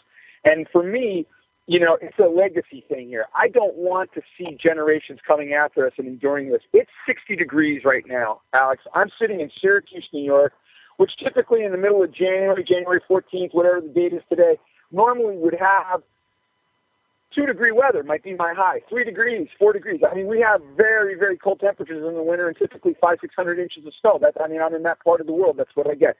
I'm in shorts. My window is open. My leg is literally out the window. I got the seat kicked back. I'm talking on the phone in shorts, okay? Something's up, man. The weather is acting, the weather is a response to our industry and our, inability to manage our greed and our climate. And this is just, I really think we're right at the beginning of all this. I think it's just going to get worse and worse, man. Mm-hmm. Totally. Unless, of course, we do something about it. At the end of the day, I really am still an optimist. I do believe we can get a handle on it. I think, like I said before, this is the old guard. They're going out. I just hope we can get them out in time so that we can bring it back around, because this shit is ugly, man. I'm tired of looking at, Barnes & Noble and Michael's and Pier 1 and Raymore and Flanagan and Denny's, Kentucky Fried Chicken. This is no kind of life. Where did this landscape come from, man? This is insane, Totally. And, those wouldn't exist if they actually wouldn't have laws to protect them. And right. And of course, people controlling the flow of credit, through this Federal Reserve economy that we have. Some people get it, some people don't. And it's unfortunate. Rather than, I was interviewing a guy who has a hemp seed food production company, and he's talking about how much burden he has because of established law that was set up by established companies that really is designed to have a few like billionaires, rather than people planting a hemp seed and then try or fail. They could fail, the possibility of failure, but something as productive as a hemp plant could make somebody enough for a comfortable living. So you have a bunch of people that get to benefit truly from their labor, rather than right now where we have our labor stolen from us through just inflation from the Fed printing everything that it buys from the fractional reserve, loaning out money that they don't have. Is really the root of why we have the 1% versus the 99%, and it's even less than 1%. It's like yes. people like 100 or so people, and even less than that when for example, like the Bilderberg group with they have the group, and then they have the executive committee, which I believe one of our senators is a part of. One of the Rockefeller senators that we've had from the Rockefeller family is on the executive committee of that group. So literally less than 1%. Yeah. I didn't know that, but that makes perfect sense, of course. But I do, of course, Bilderberg is absolutely real. Bilderberg, there's, again, that's another one of the ones that gets conspiracy thrown at it. But of course, that's real. That's totally legit. Definitely. And going back to like I like to differentiate, like I don't consider like libertarian or anything to be right wing. That's why I found myself more in common with the Greens and everybody else than Republicans or Democrats, that kind of people that abuse the term market really mean corporate controlled market, rather than people, which is pretty much corporations existing as an individual above the law, rather than you and I engaging in voluntary consensual behavior right. that is to mutual benefit. Otherwise we could consent to leave that engagement. Right. The mutual exchange is completely missing. There's nothing mutual about it. It is so one-sided and top-heavy, And that's because, these corporations, they are legal individuals, and then they get to, of course, they have people lobby through the revolving door of Congress to pass laws that instead of a mutual exchange, there's a policeman with a gun in that exchange, whether on our personal levels or going back to, the top of all finances with the Federal Reserve. You cannot use another currency. That's why, like it would be way cool if we had, like all the different localities experimenting in alternative currencies, whatever that may be, and you get to pick and choose. And if you still want to stick with this crappy dollar that we have, by all means, pay $10 a gallon of gas in 10 years, or not even 2 years from now. It's really where we're going to be headed, is massive inflation. Well, we could be. That's one possibility. And, inflation is, and again, we could go on about this. This is one of those conversations where you can really, really get carried away because, and I'm with you actually right there when it's funny that you sort of separated your libertarianism from other, what you would consider right-wing groups, because they try to take the term and then abuse it, like Paul Ryan or Glenn Beck, like all these phonies, like and then they make the corporatist old or like right-wing arguments for which is really they're paid to do that. They're just like Obama is supposed to sound like a liberal at the podium, but you go behind a closed door and he's, giving tax credits, tax breaks to GE and Goldman Sachs, so they end up paying zero in taxes. Of course. Goldman Sachs runs the world. Inflation, of course, is not a real. What inflation actually is, and again, this, and I'm not so sure that a lot of people do. Inflation is a false term. Inflation is actually the devaluation of your currency. Mm-hmm. You're not paying more for something; your dollar's just buying less of it. Mm-hmm. Exactly. And it's one of those false sort of view kind of things. It's been taught that this is inflation, that the price is going up. In fact, the price isn't going up; the value of your currency is going down. And when you start to look at it that way, that gives you an entirely different feeling of what it is. People can get their heads around the price of things going up because there's more people. There's a lot of reasons for prices to go up, and people are trained to understand them and accept them. But it's very hard to understand why your currency might be worth less. And we don't learn that because we don't want people looking at the Federal Reserve. Of course. Right. You don't want to know about that. You don't want to know about what causes fluctuations in currency and how freaking, people, entities out there make unfathomable fortunes when there are bumps in currencies, when currencies drop and dip and other, it's an insane game. It's once again, but what are they really buying? There's only so much money that you can have. It's not money anymore. It becomes something else. Mm-hmm. And it's not even power because there's only so much power you can have as well. It's something else altogether. It is dominance. It is absolute dominance by the few over the many, and they're privileged. At this point, we have created a many-century-long aristocracy in this country and really Western Europe. But now we've pretty much sold the franchise globally, and central banks and fractional reserve banking is the standardized form globally. And the whole world basically uses it. There's a couple of countries here and there that don't have central banks, but everyone uses fractional reserve. When they don't, we go to war with them and make them. And we go to war with them. That's exactly right. When they don't have a central bank, that's the first place we go to, We're still trying to get into Syria. They're still trying to get into Syria, man. It's been 10 years. I remember the PNAC. I remember that. They took that PNAC website down. It's a big new Brzezinski, but his chessboard was secure that entire region, including Iraq, Iran, Syria, parts of Pakistan, all of that. That's all part of that same grab of that land to secure that piece of oil there. For what purpose? There's only one purpose. There is only one purpose for that. Mm-hmm. So them to control the energy, control everything, man. Energy is really at the bottom of it. It's our reliance upon the specific type of energy, which, again, you can actually go right back to Rockefeller and finger for that. Rockefeller made it so his product was the only thing that anyone would use. Diesel was competing with him. You probably know the story of Dr. Diesel, right? Mm-hmm. With the biofuels, you know that, right? Alex, you know that story? Oh, well, I know. Of course, he, went for laws that completely banned or at least made it, prohibition. Yeah. Prohibition, brother. Yeah. Rockefeller was responsible for prohibition. It became illegal to have any kind of mash at all. You could not do any sort of mash. You could not have that refining process where you actually started to ferment mash. And that's how you make diesel, right? Right. And that consequently, filling stations that used to carry diesel and gas, or primarily peanut oil, is what diesel engines were originally designed to drive on, could no longer carry this mashed peanut oil because it was illegal thanks to Prohibition. And by the time Prohibition ended, diesel fuel was out. And the distillate of diesel fuel that comes from petroleum is actually much less clean than the biofuel that it was originally designed to run on. You don't need all the filters. You don't need all that crap. Peanut oil burns as clean as it possibly could, and its emissions are completely benign. And Dr. Diesel lost, and Rockefeller won, and we now see what the legacy of the oil man was. We are here now, okay?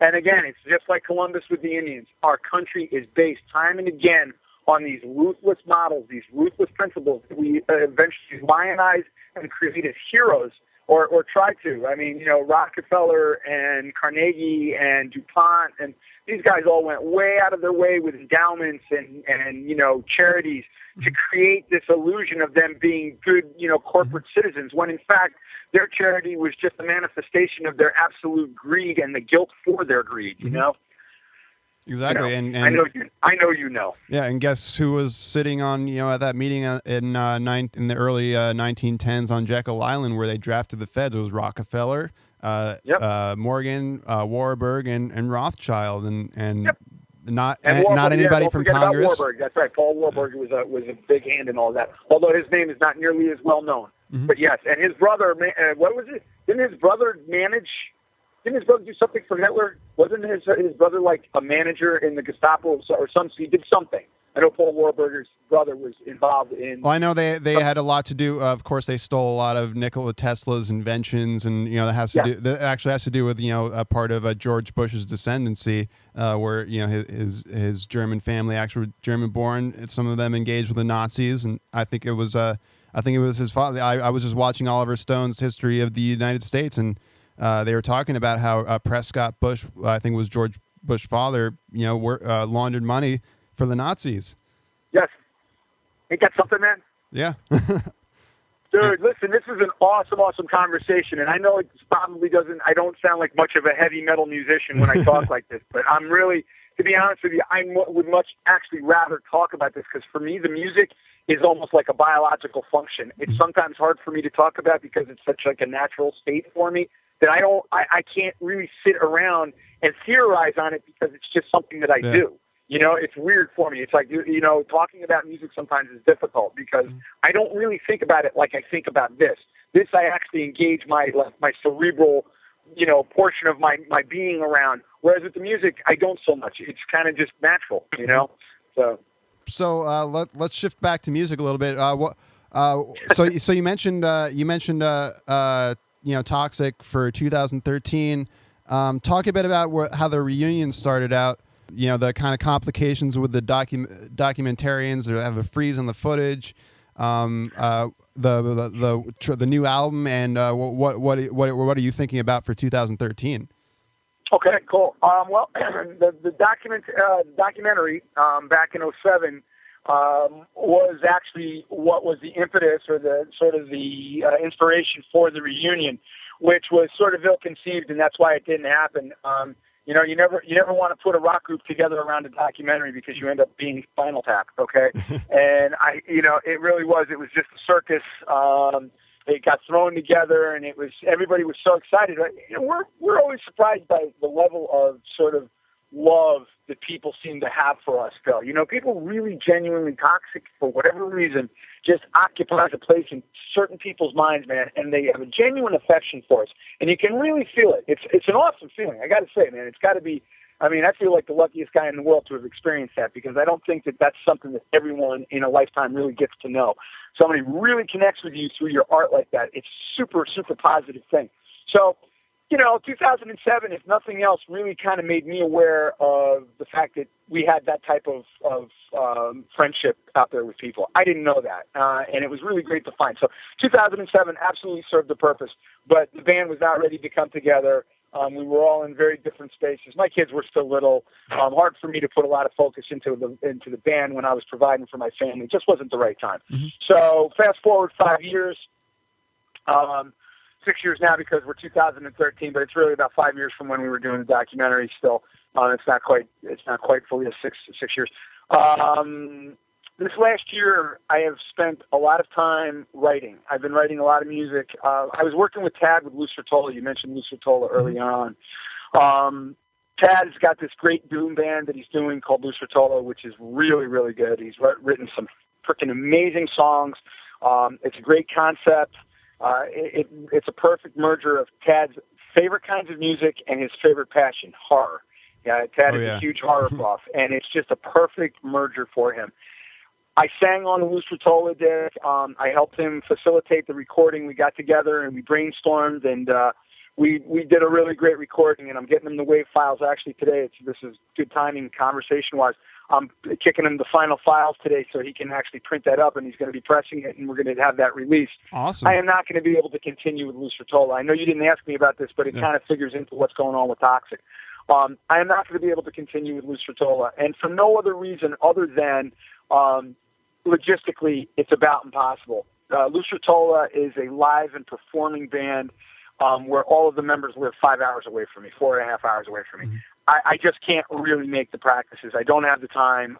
It's too much of an expense. It's $100 round trip every time I go, and it's a whole weekend. And I work a lot. I run a business. I've got a family. I do a lot of things. I'm starting this guitar business now. I mean, I got all this stuff happening. I just could not give it the dedication that I needed to give it to make it real. And I don't want to, and I'm really saying this from the bottom of my heart. This is no nonsense. I told Tad as much. I love Tad. Tad is my brother, okay? The family. I've known the guy for 30 years, and I love him like a brother. I don't want to fuck his band up. I don't want to screw his band up by not being able to give it my all. And that's what it needs, because they're going to go out and play live. They're really, really serious about getting out there and doing it live. If I'm going to do something live, if I'm going to dedicate myself and put myself into something, me now personal, Josh, if I'm going to put myself into something that heavy duty, it's not going to be Loose Rottola. It's going to be Toxik. I mean, Toxik it hasn't finished. It hasn't finished itself. It hasn't been able to really. I still feel that there's a door to close, that there's a chapter to write. There's something more that Toxik needs to do. And as much as I would love to do Loose Rottola, if I didn't have Toxik in the back of my head, I probably would have kept doing that. But in a way, I got to thank Tad again, because Tad was really influential in the early stages of Toxik for helping me shape the direction of it.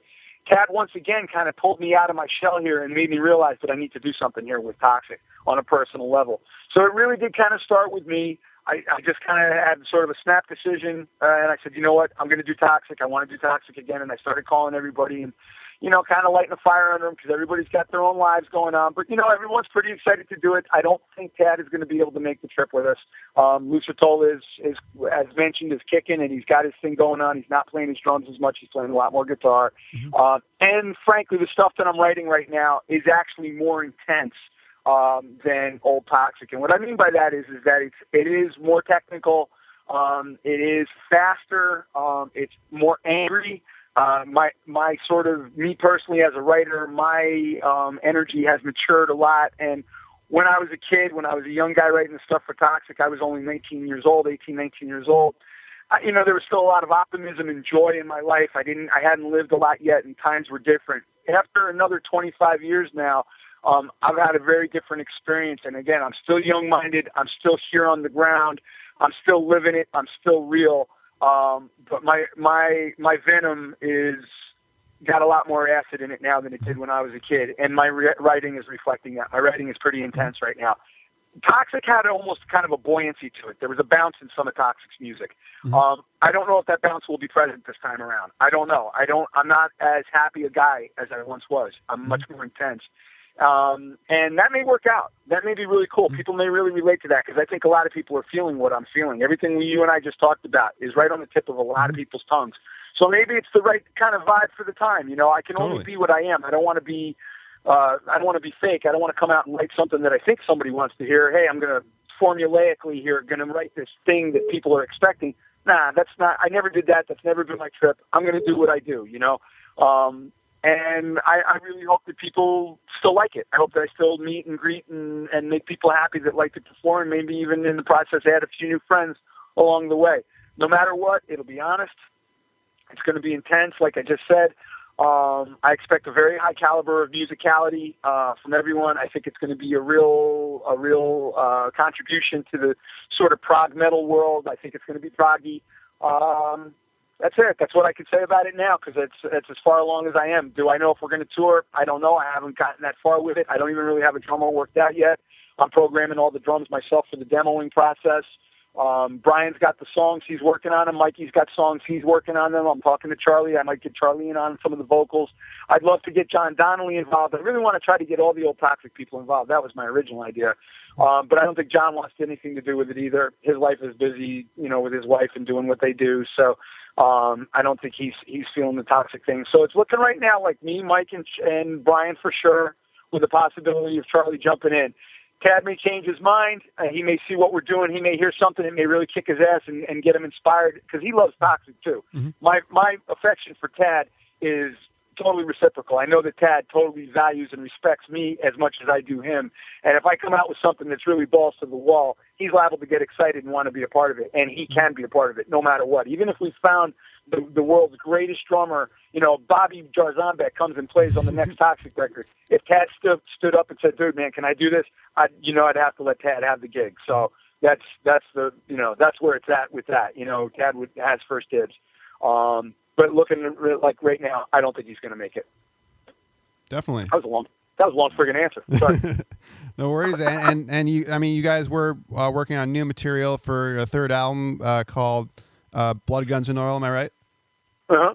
You know, I think what was going on was that, you know, Tad might have been playing on a few tracks. Are you what do you have so far that has already been written, and also what's going to be the recording process like once you find a drummer?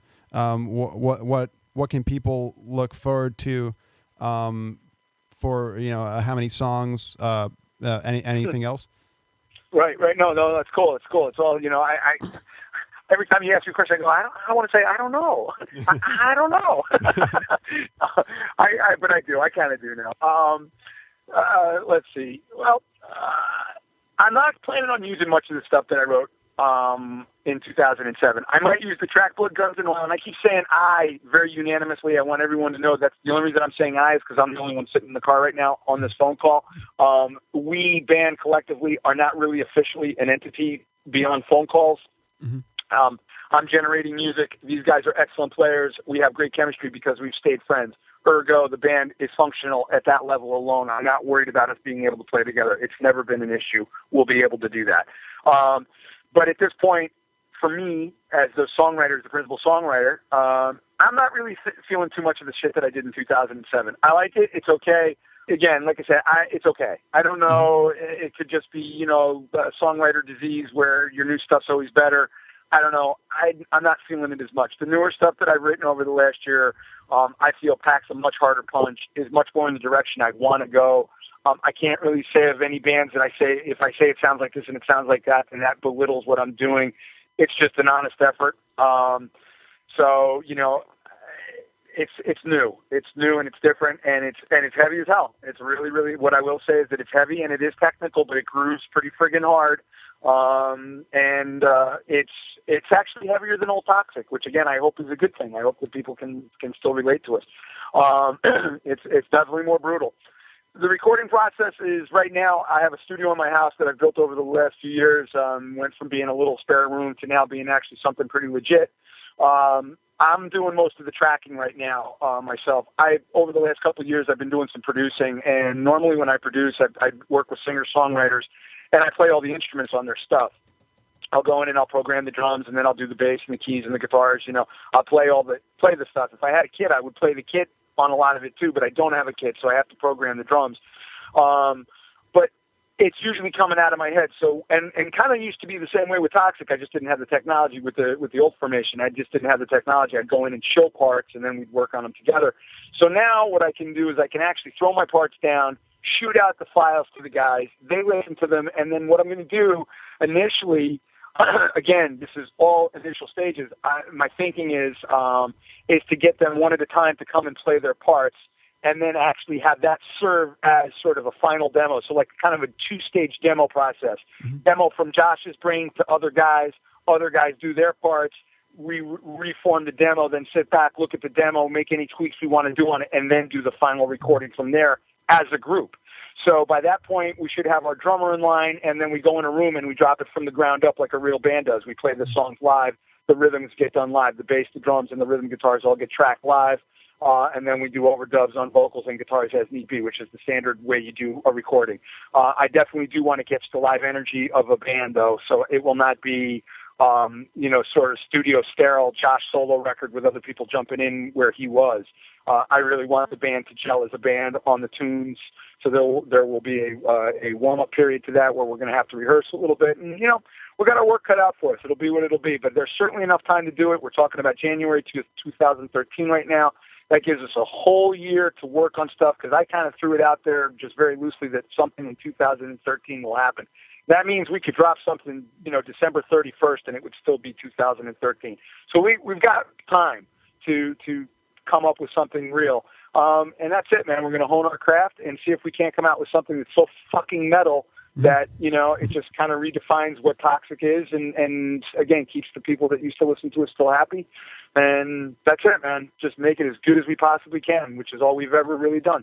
Definitely, and that's definitely because with the advent of being able to shoot somebody a file, like sort of like the way Blotted Science does. You have all their guys living on different parts of the earth. Even with they have the new drummer, I think, from the Netherlands. It makes it so much easier to get everything together. Yep, and especially with music like we do, not that we're anything like Blotted Science, but in a way they are sort of similar genre-wise in that they're, heavy arrangements.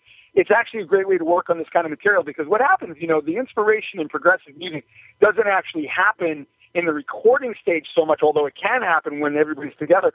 But I think you get more, at least for me anyway, the way I approach prog is very different than the way I approach like rock and roll or if I'm doing blues. Like if I'm out playing blues, I don't even want to be warm. If I'm going to go out and do a blues gig, if I'm playing guitar somewhere and I'm doing some blues, a show where I'm playing a bunch of blues, I don't even want to warm up. I want to hit the stage cold. I want my hands cold, and I want to plug the guitar in and start from scratch.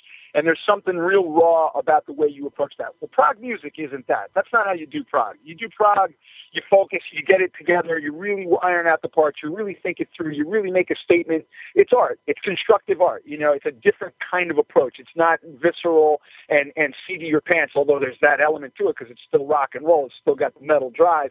But there's an art to it. There's a craft involved. So flying finals back and forth is really a great way for this type of music to find itself. Because I can sit back and I can listen to what Brian did on the bass, and I can say, dude, man, you are freaking killing on this, but how about we try this in this section? Like, I like that, but how about we do this? And that way we can actually write some songs together, which is another thing that we didn't do a lot of the last time around. We may, in fact, actually end up working much more collaboratively this time around because of this format. So I'm really excited to see what that does, especially with Brian specifically, because Brian is a heavy wig. Bass player Brian, who's kind of a quiet guy, doesn't talk as much as I do, certainly.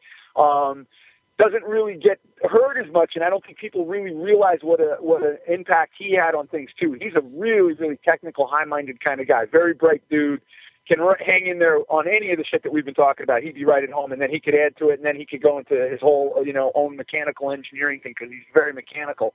And that his sort of aptitude for mechanics and things lends itself to his bass playing. And he is a very, very well-articulated player, man. He can really play a lot of stuff, which pushes me. You know what I mean? Like, if I got a guy that can play, 30-second note triplets, I'm going to write them because I want to hear them. I love that. I love the idea of shit. I love bungee jumping with the guitar in my hand. You know what I mean? It's like, how far can we push this thing? What can we do? And even if we're kind of old dudes, I think that's kind of what makes it even more fun is being a little bit older. That's where you find the inspiration. That's how it ends up not being the same old. I used to dread going out and playing the World Circus songs towards the end of the Think This tour. I used to dread it because they were a couple of years old, and I get burnt on stuff. My brain, that's just the way I am. I get tired of things really easily.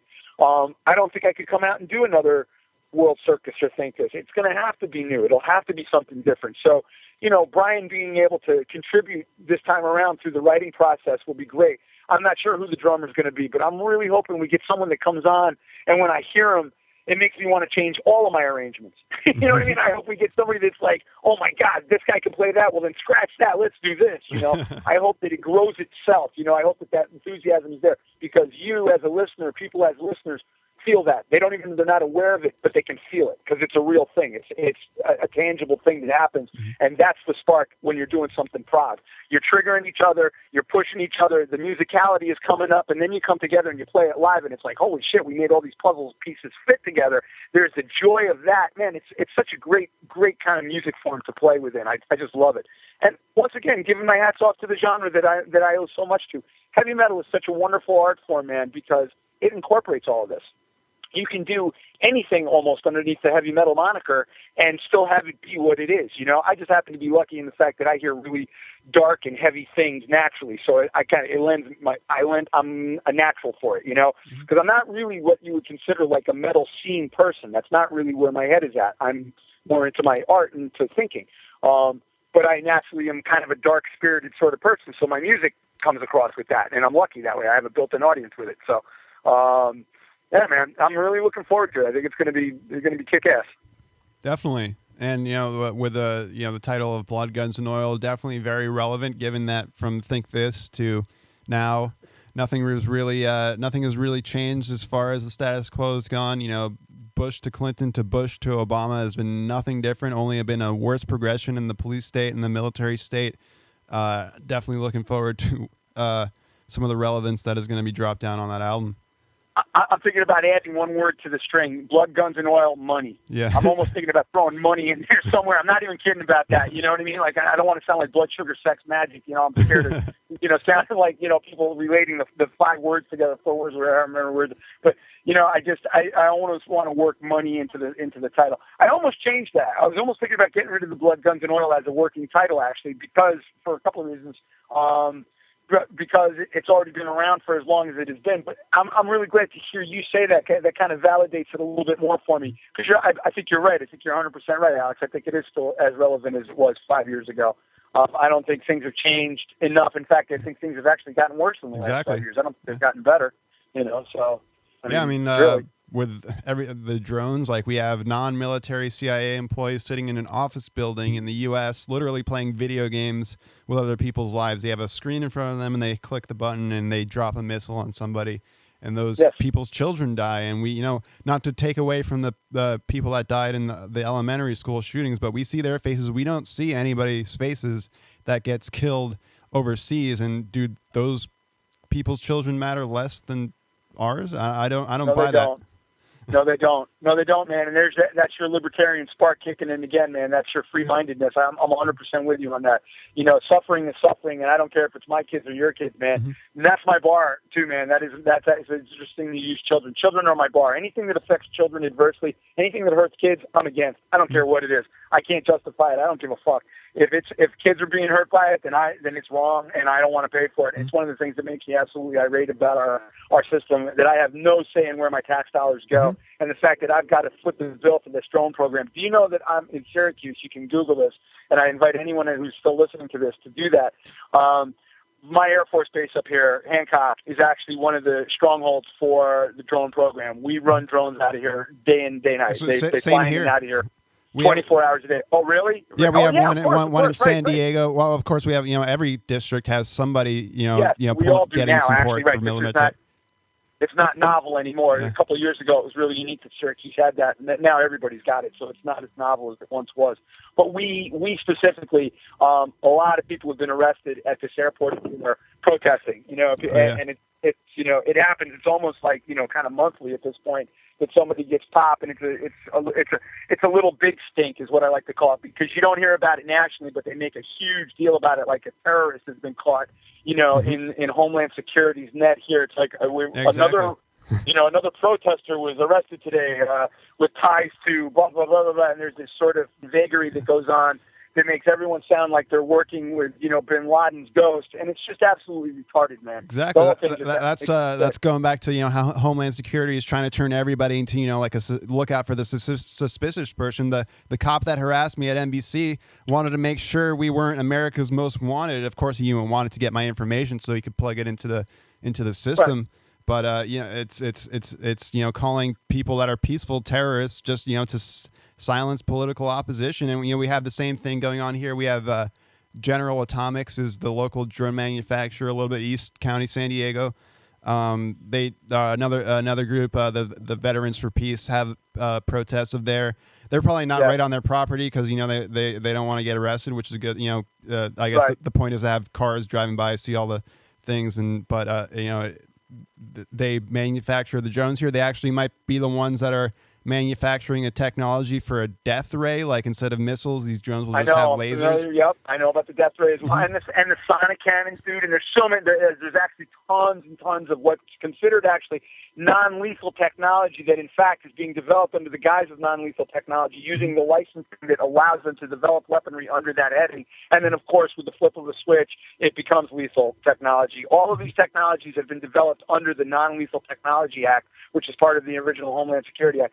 And the thing of it is that again, when you get back into it's kind of almost elitist sounding on our part, because it sounds like we know something that no one else does, and it's not that. It's the information is literally blocked. If people knew what was going on, it would not go on. Mm-hmm. People would respond to it accordingly, but because they don't know, because they're so completely distracted with the mundane and nonsensical, man. Watch American Idol. Watch the infotainment news. Turn on your Fox. Get boxed in. Go find the next device to fill the void for your emptiness. And keep going, man. Keep going. You're a work unit. You know, we need you to be profitable. You know, don't let the terrorists win. Get out there and shop. You know, just to give people an idea of, progress ETA wise. Maybe start getting some tracks back from Brian and Mike here in February, and start working on it so that maybe there's a couple of different possibilities too on how we're going to do this release. We may release it in 3-song chunks rather than do one solid release. One of the thoughts is, if we do it in 3-song bits, like every couple of months, drop 3 songs, and then finally, with the last 3 songs, put it together as a collected record, you know what I mean? So that you end up with 12 tunes. You asked me about track number before. I keep bouncing around with the number 12 because that gives me a chance to put out 4 sets of 3 songs. And then on that last set, culminate maybe with a 4th song, maybe even have a 13th song. I don't know. Do something just to keep people interested, because it does seem like folks are interested right now, and if we wait another year to come out with product, I don't know. We've already kind of threatened once to come out with something, and we didn't. I don't want people to think we just did the same thing again. So we kind of inadvertently released that we were getting back together. It came out a little bit sooner than I would have liked it to. But now that the information is out, I think it's incumbent upon us to act quickly and strike while the iron is hot. Again, not to sound like an old business guy, but it is what it is. People are interested right now. I want to meet the interest, not from a sales standpoint. I'm not talking about money. I'm just talking about interest. When people are aware of you, they're aware of you, and you want to, not take advantage even. That's even a bad word. I want to pick and choose the right words here. I just want to come out with something when people are wanting to hear it. I don't want to do what we did last time, which was drag our feet. So I'm planning on cutting to the chase, and just keep an eye out, man. Keep an ear out for what's happening. We're really looking forward to it. I know I'm going to have to speak for Mike and Brian at this point because they're both gung-ho on the project. They're definitely in on it. They're really excited. I just hope we can come out with something that does the Toxik name justice and serves, the metal community and says something politically and socially as well in the process, man. I hope it meets a lot of fronts. I got high hopes for the project. Definitely. Well, thank you very much for stopping by the show, Josh. I've been talking with Josh Christian. He's the lead guitarist of Toxik, spelled with a K. Got World Circus out, Think This, on iTunes. Was re-released by Metal Mind in 2007. Be sure to pick it up, check it out. Do you have any particular songs that I should play after this? You're asking me? Yeah. Anything you want me to play? I think you should play both albums end to end at the end of this. No, I'm only kidding. No, I probably how about one favorite from each record? Voices from World Circus and Black and White from Think This. Sweet, definitely. So this is Voices from the album World Circus, and then Black and White from the album Think This by Toxik. And I've been speaking with Josh Christian, lead guitarist. Josh, thanks for stopping by the program. Brother, thank you so much, and thanks everybody for listening, man. I appreciate it.